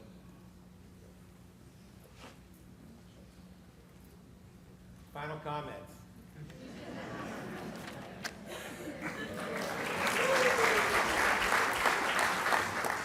I know you've all been wondering, 63? Okay.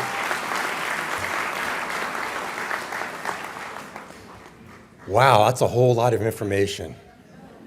I don't know if you could absorb it all. I've been absorbing it for a while, so I got it all, but it's a lot. We talked about the history, the timeline, the justifications, the components, why, et cetera, et cetera. It's been pretty crazy.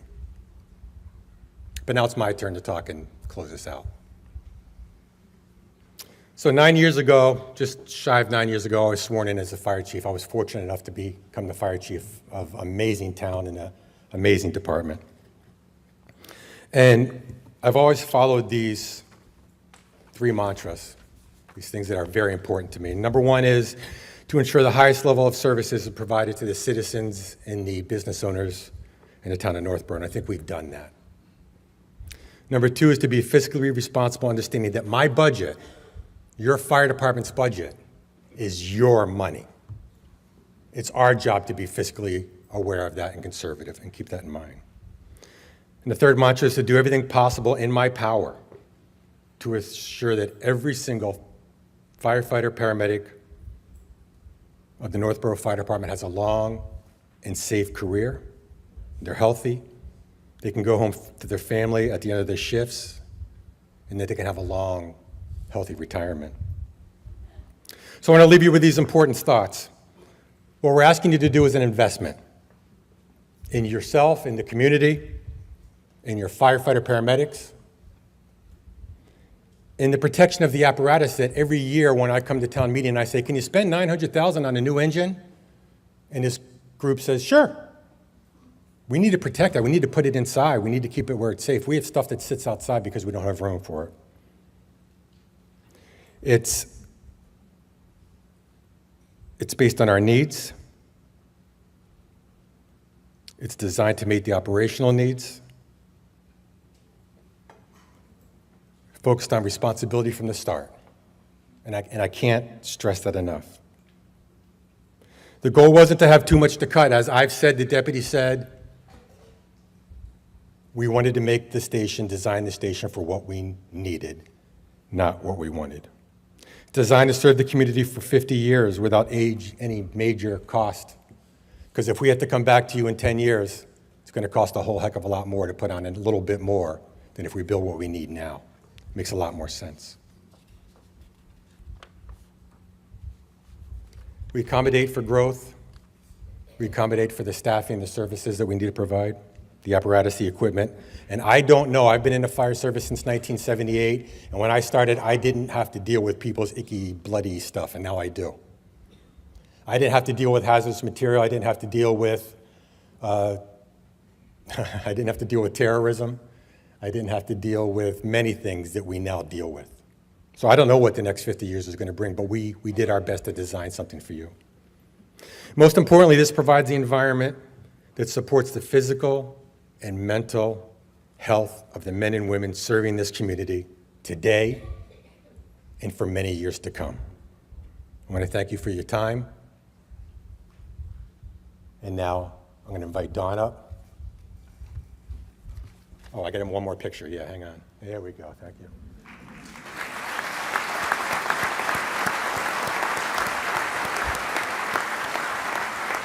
You'll all be glad to know that I'm not here to talk. I'm just going to be here to kind of filter out the questions and call up the right person to answer your questions. So that being said, questions? I will like recommendations from the Select Board on Article 2. The Northborough Select Board recommends approval of this article. 3 in favor, 2 opposed. May I hear from the Appropriations Committee, please? Mr. Moderator, the Appropriations Committee unanimously recommends approval of this article. Thank you. And from the Financial Planning Committee? Mr. Moderator, the Financial Planning Committee, by a majority, recommends approval of this warrant article. Thank you. Now, what everyone's been waiting for. Let's have some questions and discussions and hopefully some answers as well. Please use the microphones so that everyone can hear you, and give your name and your address before you ask your question. My name is Robert Entwistle, 173 South Street. I have a few questions to help me make a decision. What happens if there are overruns to this project?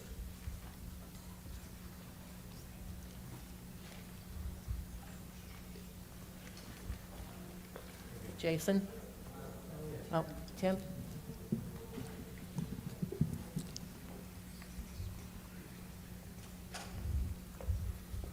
So, as I mentioned before, we have a contingency line item within our budget. It's about $3.7 million. So as things come up, maybe unknown conditions or different items that may come up that may cost additional funds, they would be taken from contingency.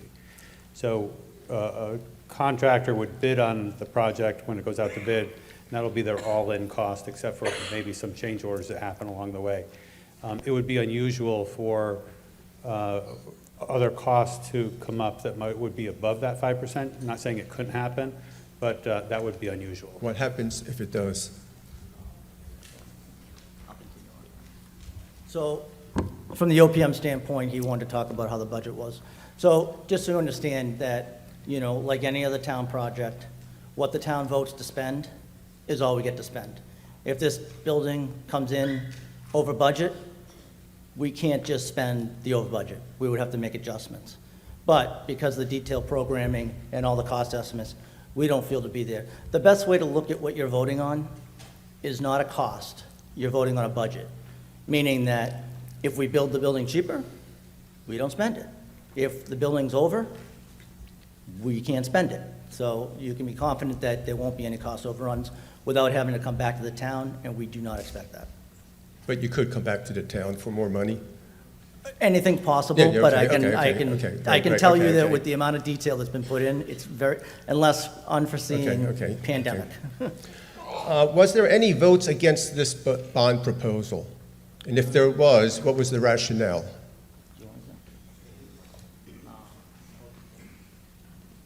Could you repeat the question, please? Was there any votes against this bond proposal? Against the proposal by who? By anybody, but I heard two people from Yeah, the select board. I said- can't speak for the committees. That's There was something two that the people committees from would the have to select address. board that voted no. I'd like to hear their rationale. Maybe they see something that we don't see. Can the chair respond to that? You have 6 members on each of your boards, correct? So out of the 17 members of the Select Board, Appropriations Committee, and Financial Planning Committee, 3 voted in opposition. All others voted in favor. What was the rationale for the opposition? They were expressed during those meetings, which were public and recorded. Can you share it with us today? I can't, no. Are the Once people- a board takes a vote, that's the position of the board. Are the people here that voted no? Can we hear why they voted no? If they wanted to step down from the board and speak as individuals, they can do that. Are they here today? They are. Can we hear from them? Yeah, I mean, that's up to them. It's not up to me. I mean, if they would like to. Use a microphone, please. Meaning go out. Microphone. Yeah. I just want to get more input why somebody may vote no. Julianne, I'd appreciate if you used one of the audience microphones because you'd be speaking as an individual. But I have a question for you first. What do you mean step down from the board? Meaning not speak on behalf of the board, not speak from up here as a board member. So because the board has taken everyone's a clear. position. My name is Julianne Hirsch, 19 Smith Road. I voted not to have the select board approve this project because I think that it is a very large building on a lot that we are trying to retrofit desperately to make it fit there. And that was my primary reason. There are other things that I've heard tonight that maybe you haven't really heard details, such as the project is $40 million, but in the end, it's almost $27 million in interest. Is that correct? And I would just say, for those of you who are trying to visualize this building on this lot, I've counted those rows of cinder blocks, and there's about 30 there. And I believe that they are probably 12 inches wide. Would one of the architects confirm that? Are those about 12 inches wide? 8 inches wide. So we have 8, it's about 30 times 8 inches. So that wall is going to be taller than this wall? Okay, so that's my reason. So I don't know if my counterpart wants. Yes, Mr. Chair. Appreciate some comments on that. Yep. In 2019, the town meeting in this room approved spending $1.5 million to buy that land. That's where the fire station should go. I wish we didn't need a retaining wall. No one likes the retaining wall. If we had any way to do it any differently, we would have. We need the wall to get the fire station where it should be. If we had known in 2019 that we'd need a retaining wall, we absolutely positively would have gone forward with the same site. This is the right place. There's no other place to put it in that downtown area that Neil showed earlier. It's this or build 2 stations at opposite ends of towns. This is where it needs to go. Thanks.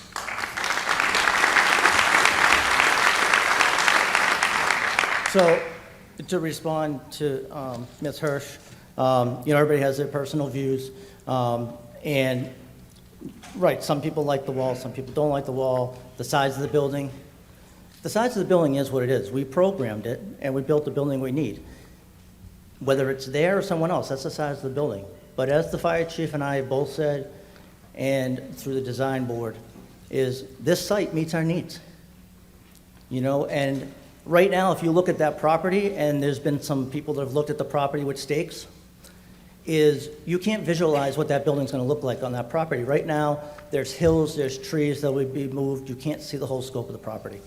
So it definitely is a big building. We won't deny that, but it's the building that we've designed, and that site will fit and meets that building. Is there another question on that, Don, if you want to come back up? Well, I want to just address if there's any other questions specific to what we're on. Anything? Well, excuse me, sir. Sir, may I say that you've asked several questions. I want to give other people a chance to ask I questions. just have 2 more. Is that possible? What is the yelling about? Just 2 more? Okay. No, you've exceeded the allotted time for this go-round. If we have other people that have asked their questions, you can come back up and ask another question. Okay, that's fine. Thank you. Okay? Thank you. It was a quick question. Mr. Moderator, my name is Chris Woodcock, Increase Ward Drive. I am generally well in favor of this project. I think it's something that's necessary and important for this town, and I would like to thank all of those committees and members who made presentations tonight. It was incredibly informative.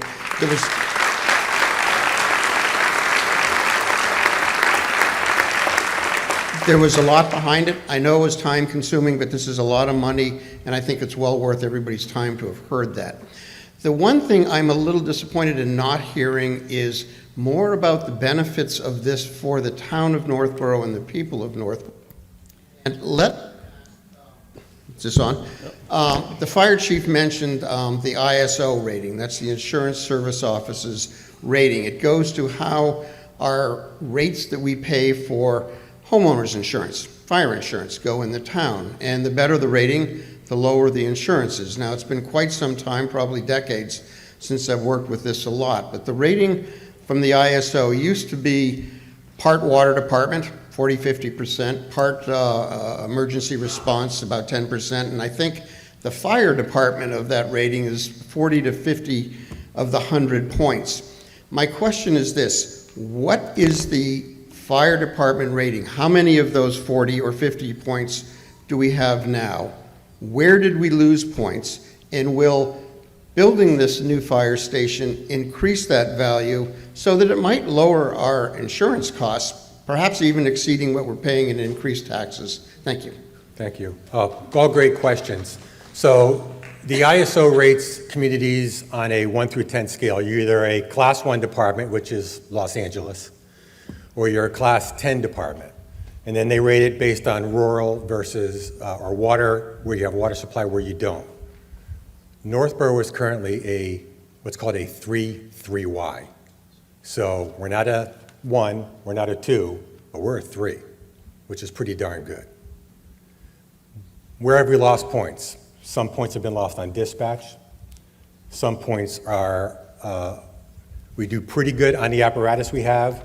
We will do much better with the new grant with the people we have. That's going to help a lot, and we need to have places to put those people. And that's what this station will give us.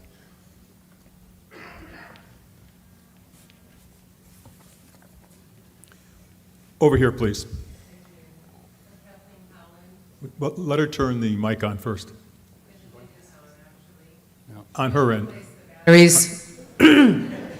There we go. Wow. Good evening. I'm Kathleen Howland on School Street. In looking at the fire stations of Natick and Wellesley, of which I'm familiar with, they have second stories. They have built up and not have such a massive floor plan for this project, which would seem, if it went up, would be less eco-destructive and requiring such a massive wall if there was another space, and wondering about the options for building up and not flat out. Thank you. HKT?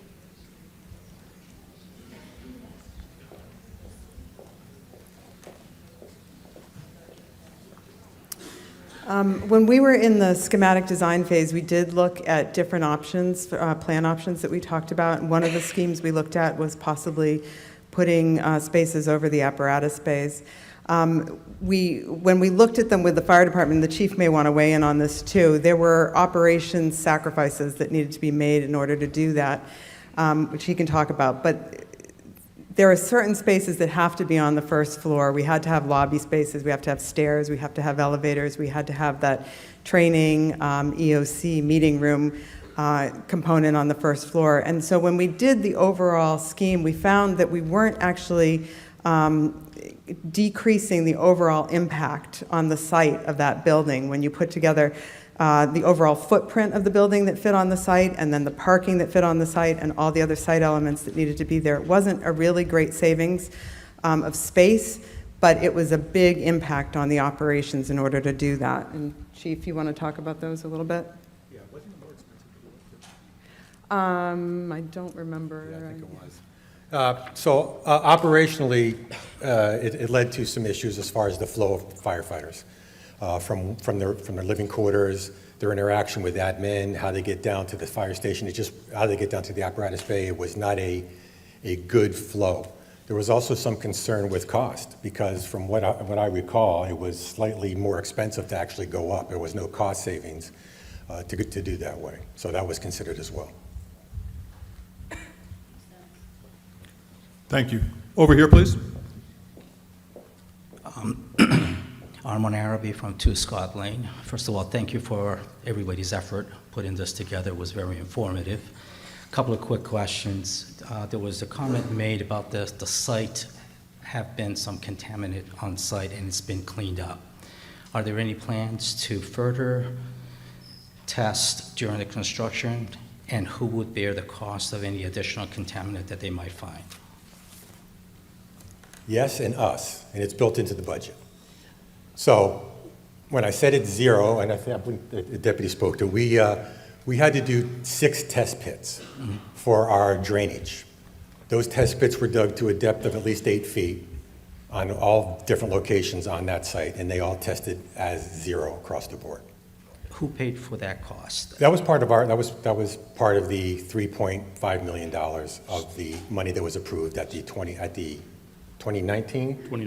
town meeting.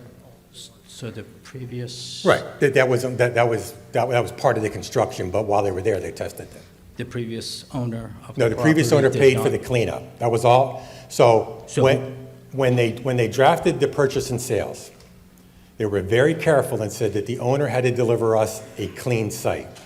That included removal of the buildings because we have to pay prevailing wage to tear them down. He didn't. That included cleaning the site if anything was found. He found some stuff underneath one of the buildings that was torn down, the garage itself. He was responsible for paying for all the costs for remediation at that point. But he would not necessarily be responsible for any additional costs for remediation? Correct. Okay. The other question that I have is that the old fire building, firehouse on Church Street, that was abandoned or decommissioned as of late 70s or mid 70s. It sat there for about 50 years and recently it was sold for probably as a gift. Is the plan to do the same with the current fire department, or is the plan to liquidate that asset and take the profit and apply it toward the new project? Okay, the deputy can speak to that because he was actually looking into that. Yeah, and another reason why we wanted to hit on it. Like I said, the 2 committees that are involved in downtown revitalization, which I don't believe were in sight in 75, 74. So I would ask you, if you go to our website where it has the videos and stuff, episode 16 has our planning director and the master plan implementation committee chair discussing all the different options. So they have renderings and such. So from what they've presented, it doesn't foresee that the building would fall into disrepair and abandonment like the other one unfortunately did. Yeah, my question was, what's the benefit for the town to retain that building? Oh, you'd have to look. They have a bunch of different options. You know, I'll just hit them quick. Like, they could keep it. It could be recreation. It could become, you know, it could become an art studio. There's a whole, they have a ton of, I think Lori went on for 20 minutes of all these different options. And like I said, there'll be 2 years, so they'll be able to weigh, like, okay, do we keep it at this cost or we get rid of it at this cost? But it definitely won't sit there and disrepair because it's too valuable of a property to the town. All right, thank you very much. Thank you. Thank you. Actually, sir, you've been waiting, so you can go next. Dan Field, 288 Howard Street. 2 issues. First is I noticed you put a slide pole in the design. Is that safe? I've heard they've been phased out.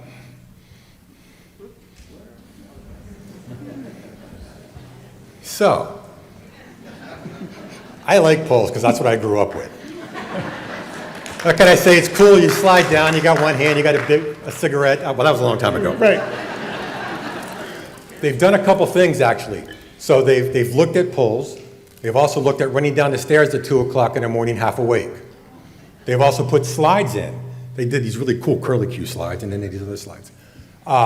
It's much safer going down a pole when you're trained properly to do it, as opposed to trying to run down the stairs in the middle of the night after you've just gotten up. Okay. I've seen articles about broken ankles or collarbones. It's, without question, I tell you a great story about a guy that slid down a pole using a paper towel, but you don't want to hear the results of that. Okay, the second question is, there's a lot of asphalt around this building and a tall retaining wall in the back. What's the snow removal plan, or is there space for it? Yeah, great. And actually, the design changed. It was adapted when we looked at snow removal plan. Originally, all the parking for the firefighters was on the side of the building. It was moved around the back to give us additional space on the side for storage.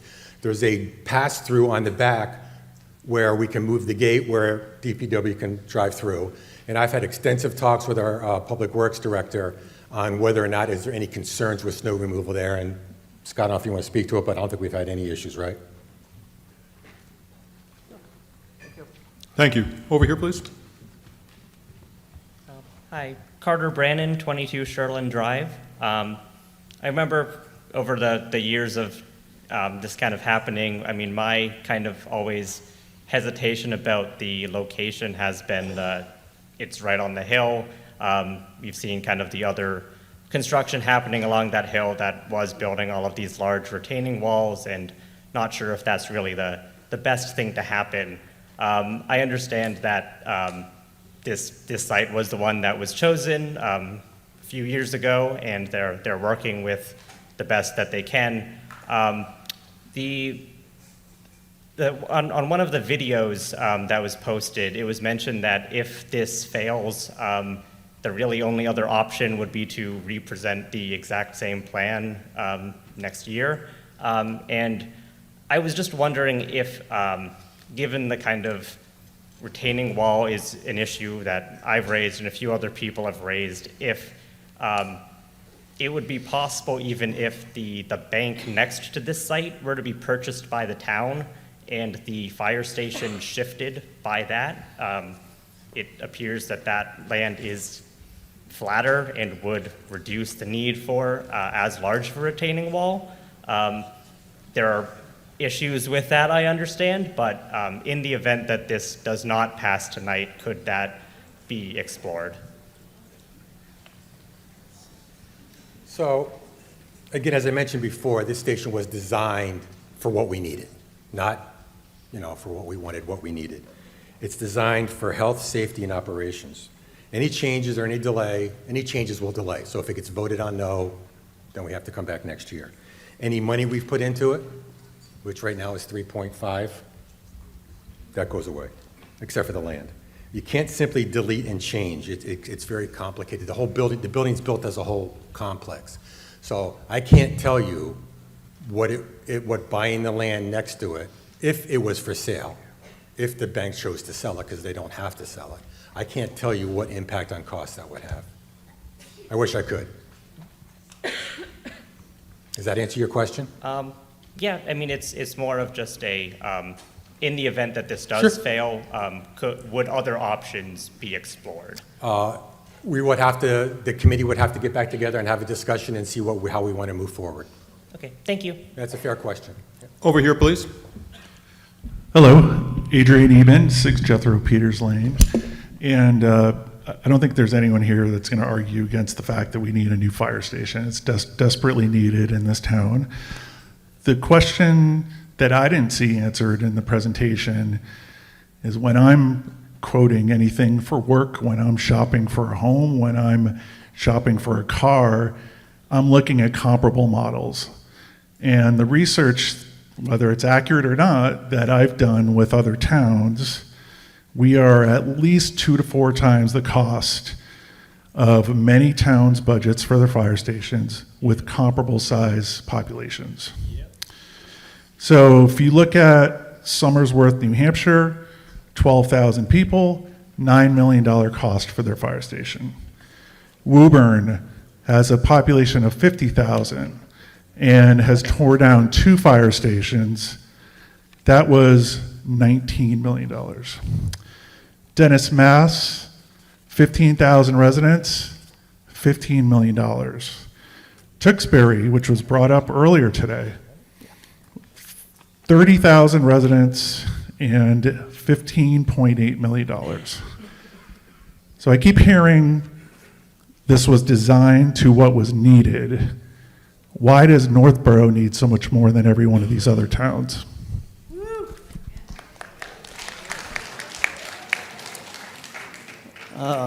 So we're prepared because, All built in the last 5 years. so, You, please, answer the question. all right. So, great question. Not on what we would ask ourselves, all right? So, first thing to remember when you're talking about fire stations, first thing is, it's impossible to compare two fire stations. And when I say that is that each town is unique, each fire station has services are unique, each needs of the community are unique. You take a place like Tewksbury you mentioned, they have multiple fire stations, so they don't have to build one station for everything. They have multiple stations. You know, so when you talk about it was a cost for this, you have to multiply it by the other stations that they have built. Same with a bunch of the other communities as well. We only have this one central fire station. If you're talking out of state, there's prevailing wage laws in Massachusetts, and if I can have Scott talk more about it if need, but agree or disagree with it, I'll hold my own opinions on prevailing wage, but it's what we have for a law. Other states may have it, but it significantly impacts the cost of a municipal project, unfortunately. So that's out of state, you can't really compare the two projects. And then I apologize, I was trying to get the right answers for you. What was the other ones? Dennis, Mass, I believe that was a singular fire station. Dennis, Mass has 3 fire stations. Yep, they did their headquarters multiple years ago. This was their substation, and actually it was a substation that they relocated because that area of town, the population really grew on that side. It's on the Mayflower Beach side, so the bay side. Thank you. You're welcome. Thank you. Over here, please. William Rodriguez, 76 Bartlett Street. I'm curious, we have like commercials like Amazon and Lowe's and Lyman Street, Cedar Street, and around all those areas. What's their contribution to this project, if they're even contributing? Please. I don't have the tax figures in front of me. I know Amazon pays about $2 million a year in property taxes. I'm not sure of the others. We may have some other folks with us that might have that question. I mean, they would be paying their fair share based on their property value and their lease arrangements and everything else. And we've got a great assessors department that makes sure they do. And my other question is, we also have like possibly other projects in the future, like City Hall, and probably even like increase the police station size. How's that gonna work out with like the further tax increasing with us? Mr. Chairman, please. Sure. Yeah, we have right now, under our financial policies, we have a 6-year capital plan, which maps out what we're going to, major projects we're going to do within the next 6 years. That's by our financial policies. Over the summer, we did what was called a financial summit, and if you look on the town's webpage, you see some of the financial condition overall of the town. You can look at that. It maps out on a further basis some of these projects that are coming down the road. So we do look at that in the future, and we make sure that our projects that we're undertaking are going to stay within the town's financial policies of that 8 to 10% of the budget. Thank you. Over here, please. Hi, Mike Shaka, 120 Maynard Street. I speak today, first, thank you for all the presentations and all the hard work that went into this. I'm the son of a firefighter who served in Natick for about 35 years. I strongly support a new fire station. However, I am saddened and frustrated in having strong reservations and concerns over this particular project. Now, it was just mentioned a moment ago that it's impossible to compare two fire stations. What about 44? Data compiled in January of 2024 by Mitchell Associates Architects on 44 stations constructed in Massachusetts, New York, and Connecticut showed an average construction cost of $734 per square foot. Keep in mind that this quadrant of the country is already approximately 3 times the national average per square foot. The pricing we're looking at for this project is $1,400 a square foot, almost double that of the other projects in New York, Connecticut, and Rhode Island, and Massachusetts, and 7 times that of the national average. I am all for a new firehouse, but things just simply don't add up. There were examples that were provided, and I'm happy to go into detail about them as well. Recent projects, these are all recent projects. This is a report from 2024. Could you tell me when they were bid? Sure. Well, Because I have numbers I can give you as well, sir. Sure. The Tewksbury Station, I believe, is still under construction, if Amy could correct me. Is that right? It's still under construction, and it's... No, it's completed. Okay, well, if you, when was it completed?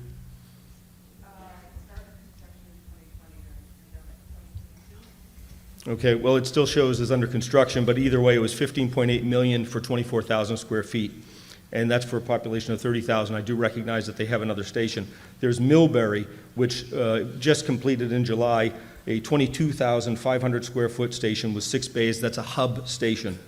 That was $799 per square foot. Natick, 2021, $647 per square foot. Brunswick, just completed, $332. Granted, it's up in Maine, so it's going to be cheaper. Let me answer some of your questions. Millbury's an all-volunteer station. Okay? It doesn't affect the building. It certainly does. When you don't have to put dorm rooms in, it certainly does. Cost that we have for current projects, because I think you need to look at that. Charlton, Mass., $1,440 a square foot. Bedford, Mass., $1,520 a square foot. Rockland, Mass., $1,443 a square foot. Sanford, Maine, since you wanted to mention Maine, $1,465 a square foot. Newburyport, which has 3 stations, $1,308 a square foot. We are in line with everyone else that is currently bidding stations. You really need to look, because it's really critical. You can't look at a station that was bid in 20, in 19, in 21. You have to look at the stations that are being bid now and look at the cost of what they are. Can we look at cost indexes on that point then? Because Mortison, a multi-billion-dollar American construction company, has data that was just released that shows that while there was a 40% increase since 2019 to present day, right now the increases are approximately 1% to 2% in the current year. So that means that Natick example of $12.3 million, adding 40% would be roughly $17 million, a long way off from our 41 And again, as we mentioned, million. Natick has multiple stations. They do, So it makes a big but we're speaking about square footage. The thing that is really of concern here is the potential negative effects to property tax and the increases.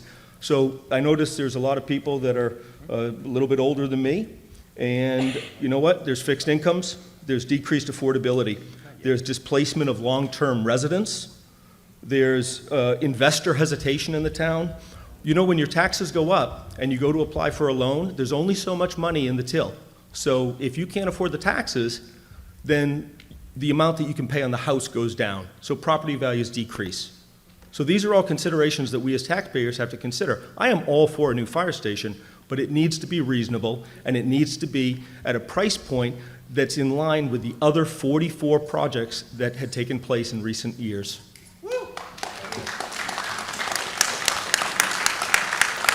Thank you. You know, there has been a tremendous escalation over the years, so making sure that we have, as the chief said, projects that are currently in design, or at least comparable to where we are, is important. You know, we did bring in 2 independent estimators to review this. You know, that's what they do. That's all they do. We don't do internal estimating because you really need to understand the market. So somebody who's working in Western Mass, even though it's Massachusetts, it's a different market than it is here. You know, if they're up in Maine, it's a different market. You have to have somebody and people who understand the current market, current conditions. And so that's all we can do is go on their record, their track record of estimates, and making sure that we're using the best information we have available, and we can't necessarily rely on an architecture firm that's presenting information across New England or across multiple states. Thank you. Over here, please. Thank you, Mr. Moderator. Barry Campbell, 284 Whitney. In the last town meeting, we approved purchase of property at the top of Whitney and also out by Route 20. There was some discussion in one of the earlier meetings about mutual aid and how the current site survey or the current selected site didn't provide for mutual aid with our neighbors.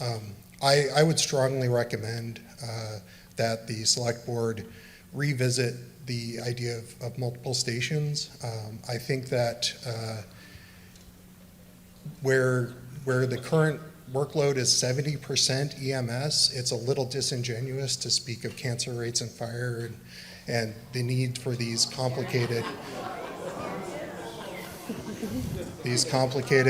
floor plans and one floor plan for all of these services. I can speak to that. I'd like to finish. Thank We've you. had multiple firefighters I'd that are like to currently on finish. duty, Thank you. that are currently working, who have been diagnosed with cancer, so you can speak to them.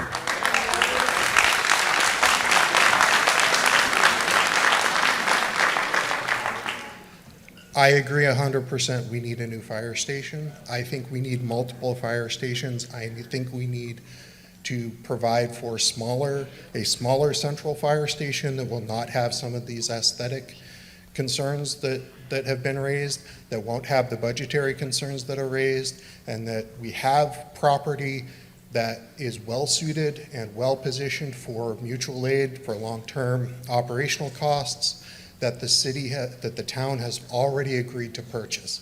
Can we please revisit some of these things? Thank you. Thank you. So, again, as we did in our presentation, sir, I'll respond to you directly. As we talked about in this review, this committee didn't just jump on this property and didn't look at anything else. There's requirements that we have to meet. There's response requirements that we have to meet. And there's impacts of multiple stations. And I know that you're looking at it, but this committee has truly dived into the details and researched it. It doesn't need to be researched. They have researched it already. And I would ask that you have confidence in the people that have been put in positions on your behalf, both citizens and experts, that they have done their diligence for the betterment of the town, because they've done a great job and put a lot of effort into it. Over here, please. Thank you. Pat McManus, 25 Fernbrook Road. Full disclosure, I'm a captain on the fire department. I also represent the 20 career members, thanks to the members of the Board of Selectmen who unanimously supported about to be 28 career members of the Northborough Fire Department. And with respect to the cancer conversation, I've been on the job for 24 years. 6 members, since I've started, have been diagnosed with occupational cancer and respiratory-related injuries. We are 2.5 times greater in getting diagnosed with cancer. Not using that as a scare tactic, I can assure you, because I worked with one of these individuals on opposite weeks while he was going through chemotherapy. And he's still on the job today. There's nothing disingenuous about talking about cancer and firefighters. This building that we're in right now is harboring it. And I'm not trying to say that to force the vote. What I'm trying to explain to you is the building that we're in, it isn't because we're going into building fires every day like the guys in the 70s, like the chief, the guys in the 70s and the 60s were.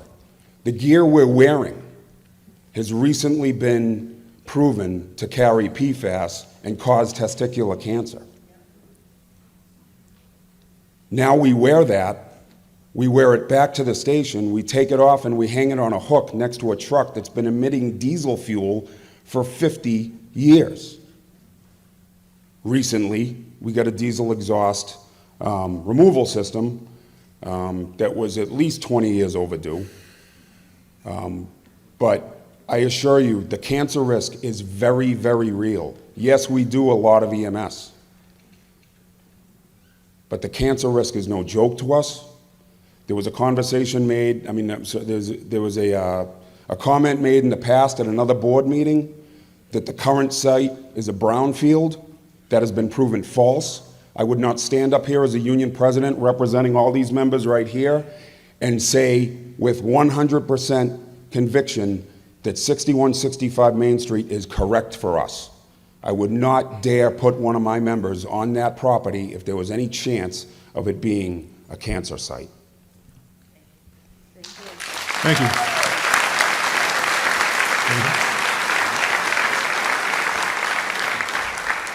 Jeff Amberson, 260 Green Street. You know, when I came here tonight, I was all prepared to talk about the need, the suitability of the site, all sorts of other things.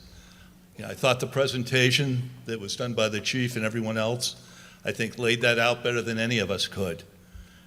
And I think one of the takeaways that I got from that discussion is that we have taken the very best. We've hired experts, whether it's architects or other folks who are expert in this field. And we've heard a few people here that second guess them. You know, I'd love to know the qualifications for those people. You know, who knows better about a wall, an architect or somebody that doesn't like the look of it? You know, I don't like the look of a wall either, but this site is what we have. And I think it, you know, to sit there and start nickel and diming, you know, this proposal because we don't like a wall or, you know, for whatever other reason. You know, if we have a concrete reason, say it. But, you know, then we talk about the cost.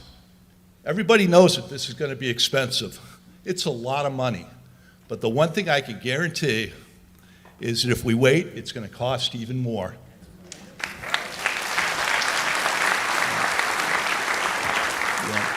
I'm a person that happens to like data. I look today and see, you know, what the average is for the increase in construction costs on an annual basis. It's about 5.28%, and supposedly it's larger in the Boston area. That's an annual rate. If you look at this project at, you know, $40 million or $41 million, that means if we do nothing, no changes, and we wait a year, that's another $2.25 million. That's a lot of money just for sitting there and kicking the can down the road. You know, and I haven't heard one person get up here and say how they would, you know, what they would eliminate from this project. You know, I'm sure these folks would love to hear that. You know, give us a concrete idea. You know, nobody has had one. You know, the current fire department was built 50 years ago. That's a long time. Believe it or not, I was in high school then. Since that time, what has the town of Northborough done?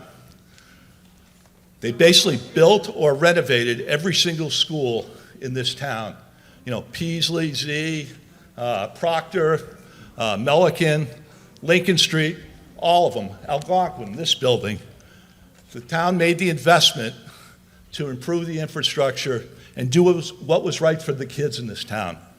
We built a new senior center to take care of the folks that are older. We renovated the library. We've built parks, Ellsworth McAfee Park, the Aspet Park. All of this we've done in the last 50 years. What haven't we done? We haven't taken care of our firefighters, and it's time we did.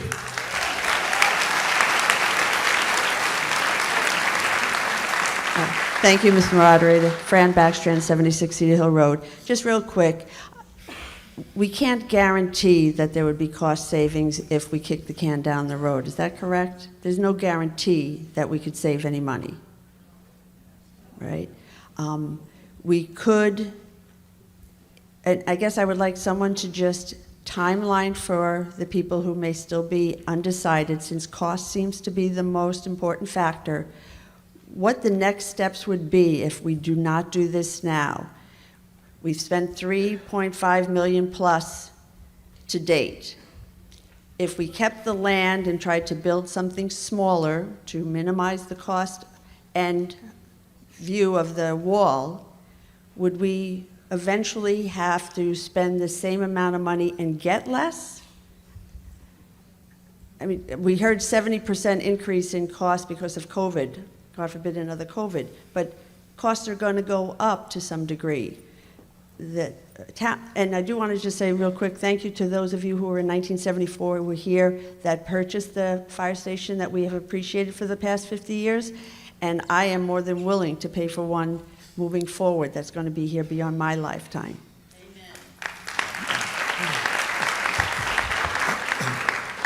The best answer I can give to that is our cost estimators that were referred to us, the one that works for the town and the one that works for the architect, indicated a 7 to 10% increase. Now, could that be 3%? I imagine it could be. Could it be 10%? I don't know what the economy is going to do. We can only go off of what we're told, and that's the estimate that we've been giving. Operationally, delaying and trying to build a smaller station is not going to work. It just isn't. We don't have the room we need now, and if we don't build what we need, we're going to be coming back to you in 5 years saying, hey, we need to put an addition on, and that will be at the higher rate. So now's the time to do it. Over here, please. Yeah, Doug Stone, 33 Birch Hill Road, Northborough. And Mr. Moderator, could I sneak down front and use the mic and better address our residents for my 2 minutes? There isn't really just the one at the podium. You can't do it from there? Mr. Moderator, we don't allow the public to use that microphone. I can't hear what you said.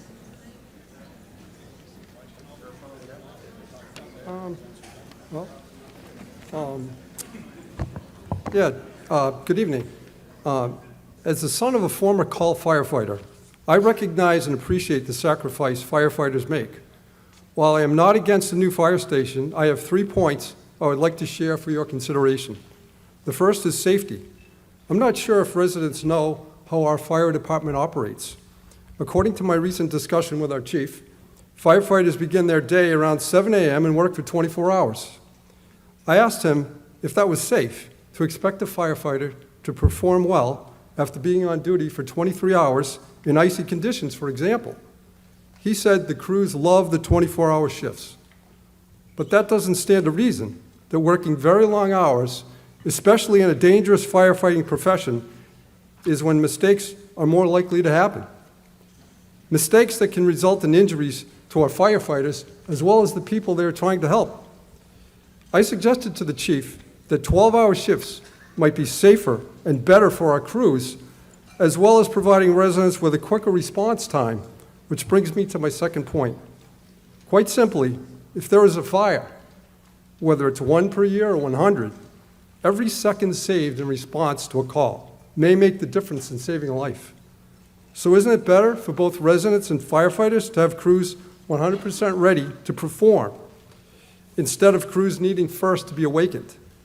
In short, we don't have our policemen working 24-hour shifts. Why should our firefighters be working 24 hours with the added necessity for us to provide them living quarters?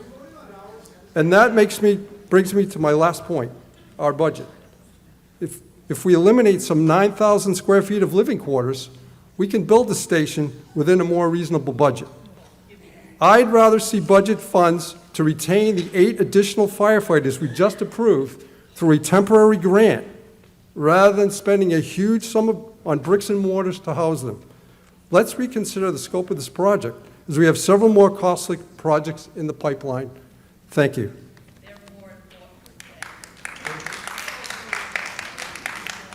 Just to respond, if you had finished our conversation when I explained to you that going to 12-hour shifts greatly increases the number of people you have to have on duty. Okay? You can't run right now we run 4 shifts, 24 hours on, 48 off, 24 on, 96 off. Going to 12 on, 12 off greatly increases the number of people and therefore is not very fiscally conservative. Thank you. Right over here, please. Thank you, Mr. Moderator. William Pierce, 367 Whitney Street. Just for reference, I'm speaking as a citizen, but I am a member of the Planning Board. I'm also the chairman of the Traffic Safety Committee and former chairman of the Town Hall Feasibility Study Committee. In those roles, one of the things I have learned is that I am not an expert. And so I know to go to the experts, to the architects, to the people who do this work day in and day out. To the person that mentioned about the about what might happen to if our current fire station is going to end up like the old one. This board here convened a town hall feasibility study that not only included what might be our new town hall many years from now, but also disposition of the current buildings, including 11 Pierce Street. So I would invite you to go over and go onto YouTube and actually watch those videos. We actually go through a lot of detail about that. But my main point here, to the gentleman who was talking about doing multiple buildings, that ship has sailed. We bought this property. We're building on this property. We don't want to have to sell another property that the town owns. So, again, I'm not an expert, so I rely on experts. When we were doing the town hall feasibility study, one of the architects brought up that construction costs have gone way up due to inflation after COVID-19. So I did a little research. Prior to 2020, and this is from a project that was done in Westwood, but they actually went out and pulled all of these numbers from all these different towns. Prior to 2020, the average escalation rate of construction costs was plus or minus 3%. In 2020, with COVID, that was at 1%. 2021, that went to 5%. 2022, 14%. 2023, 7%. So if anyone thinks that if we don't vote for this now and get this approved now, that this cost is going to come down, think about those numbers. Thank you. Thank you. Over here. John Rappa, 105 Wesson Terrace, speaking as a private citizen. The views I'm going to express are my own, not of any committee or board. Growing up as a kid outside New York City, my father was a firefighter for 40 years. I was a firehouse rat. I certainly understand the environments that we're talking about here and what these people go through. And they see and live through unspeakable things. Now, I don't like the price tag of this, but we have to do this. I'm looking at the fact that my house has an assessed value of just over $700,000, assessed, not market value. So what does that translate into? $10 a week. $520 for the first year and declining from then. $10 a week. If your house is assessed at $1 million, it's $13 a week. So you do with that a nice bottle of wine, a couple of beers, a couple of lattes for this mission-critical, purpose-built building. Now, people are talking about this site and doing something else. Forget about the fact that we own the site. It was $1,487,000. $2 million would be flushed down the toilet for the money spent on the design, the site analysis, the site surveys, and everything else. $2 million gone. And then you reset the clock, and you're subject to increased costs. It is pay it now or pay it later. We need this. Thank you. Thank you. Yes, please. My name is Charles Frankian. I live at 125 Howard Street. I was lucky enough to be asked to serve on the interview board that has hired our new firefighter. Maybe I'll be lucky enough to interview some more firefighters down the road. I serve on the personnel board. And I've also got many, many years of human resource experience in municipalities. Let me tell you right now, I have not been inside the fire department in many years. When the chief asked me to come to see him to talk about the interview process, I was shocked at the size or the lack of size of his office. I was shocked when we actually went into the interview room that it had more gym equipment than room for a table. This building that they work out of is ridiculous. It's out of date. It doesn't work anymore. We keep buying fire equipment because the old fire equipment wears out. And guess what? The fire equipment gets bigger. Even if it's an ambulance, they get bigger. So let's take a look at what they've come up with. They've come up with a plan, and all the experts that you've heard forever tonight has told you this is what we need. You all know these great old words called inflation. You just heard the last speaker. If we sit around yet again and stick our finger in our ear and say, maybe next year, we're going to build the same damn thing for a hell of a lot more money than what we're going to do today. It's enough. Let's get it done and move on.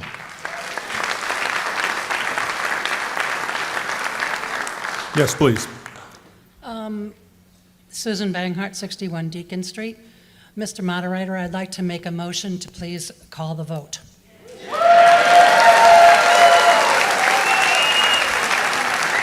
Point of order. I can't hear you. Point of order. Your point of order is? Our rules say that any speaker who wants to speak has the right to speak on the main motion. No, only if the moderator recognizes them. I asked to be recognized to speak on the main motion. I could, there's a motion on the floor right now. What Mr. Moderator, with respect, I'm making a point of order. A point of order takes precedent over any other motion. Thank you, sir. I'm making a point of order with respect, and I don't mean to offend anyone here, but I sat here for 80 minutes of presentations which were very well done by those who are proponents of the motion, which is a very substantial cost today. And then, in response to every single comment, including a gentleman who had a 30-second question of wanting to hear the select board members who voted no, and instead we heard responses for 5 minutes of why those were wrong points. And I don't believe that the people who have, because I was going to make a comment, I was just waiting for the line to lighten up and see if a few other people were making comments. But I don't believe that we have done what our charter says we should do to give a fair opportunity for everyone who wants to speak on the motion. Now, I have a comment to make. My point of order is I think that we have violated our charter by giving 80 minutes of presentation when we only have a 15-minute limit for that, and then now saying we're going to cut off discussion. Thank you, Mr. Moderator. Okay, so the point of order has been made. We still have a motion on the floor. And I have a second to move the question. I have a discussion point on the motion to move the question.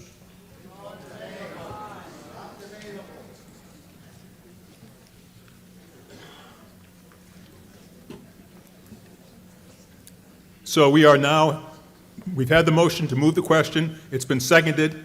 We will vote on that motion and see where we stand on that. 2/3, okay? So while we're setting up the question, I have something to say. I just wanted to say. we are voting, I'm sorry, I'll use the microphone. We are voting on moving the question. Okay, we're not voting on any of the Article 2 just yet. We're voting on moving the question. Point of clarification, Mr. Moderator. So if the question is moved, do I understand correctly that we're basically cutting off the speech ability of those in the town who want to say something at this meeting? Do I have that correct? We're limiting speech essentially. That's your perspective. I think what we've done is we've given everyone an opportunity to come to the microphone and ask the question. Okay, so we're cutting off speech. Thank you. Your words, not mine.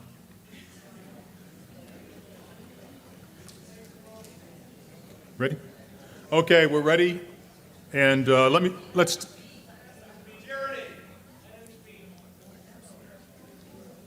If anyone continues to yell, I will ask the constables to be able to ask you to leave the hall. I don't want to have to do that. Okay, let's be polite to one another. Okay, what we're voting on is moving the question, and the voting is open now, so please.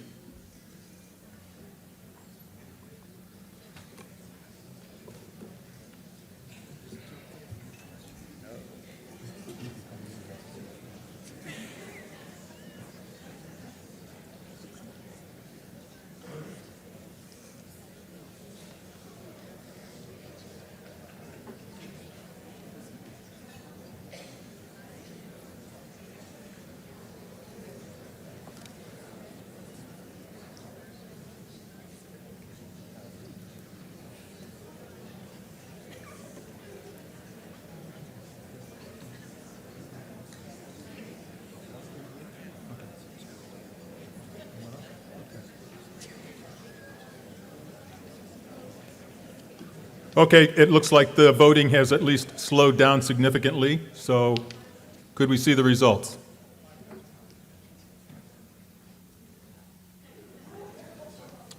So I declare it passes by the required 2/3 votes.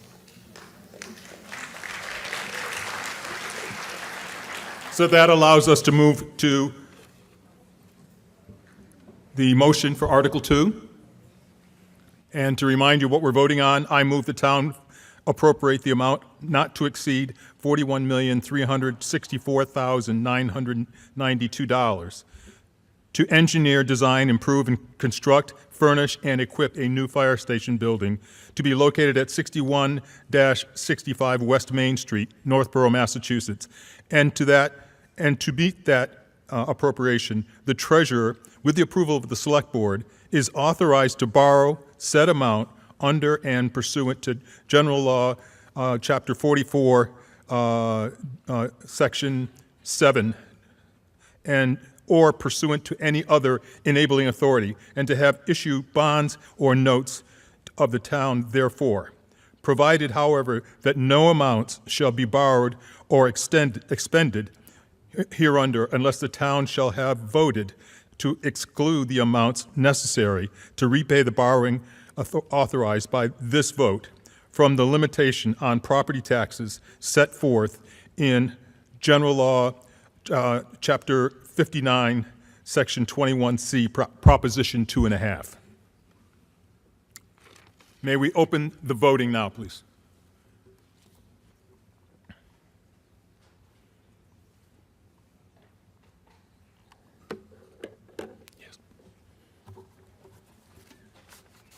And this is a 2/3 vote.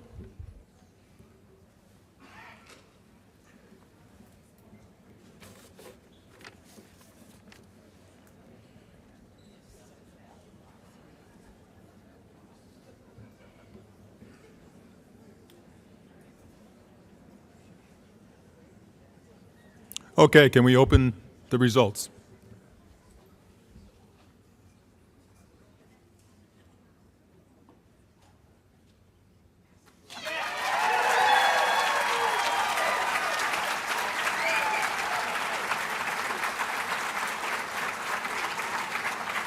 Okay.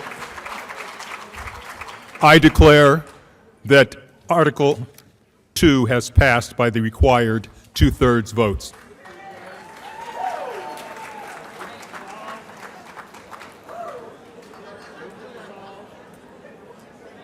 Is there a second?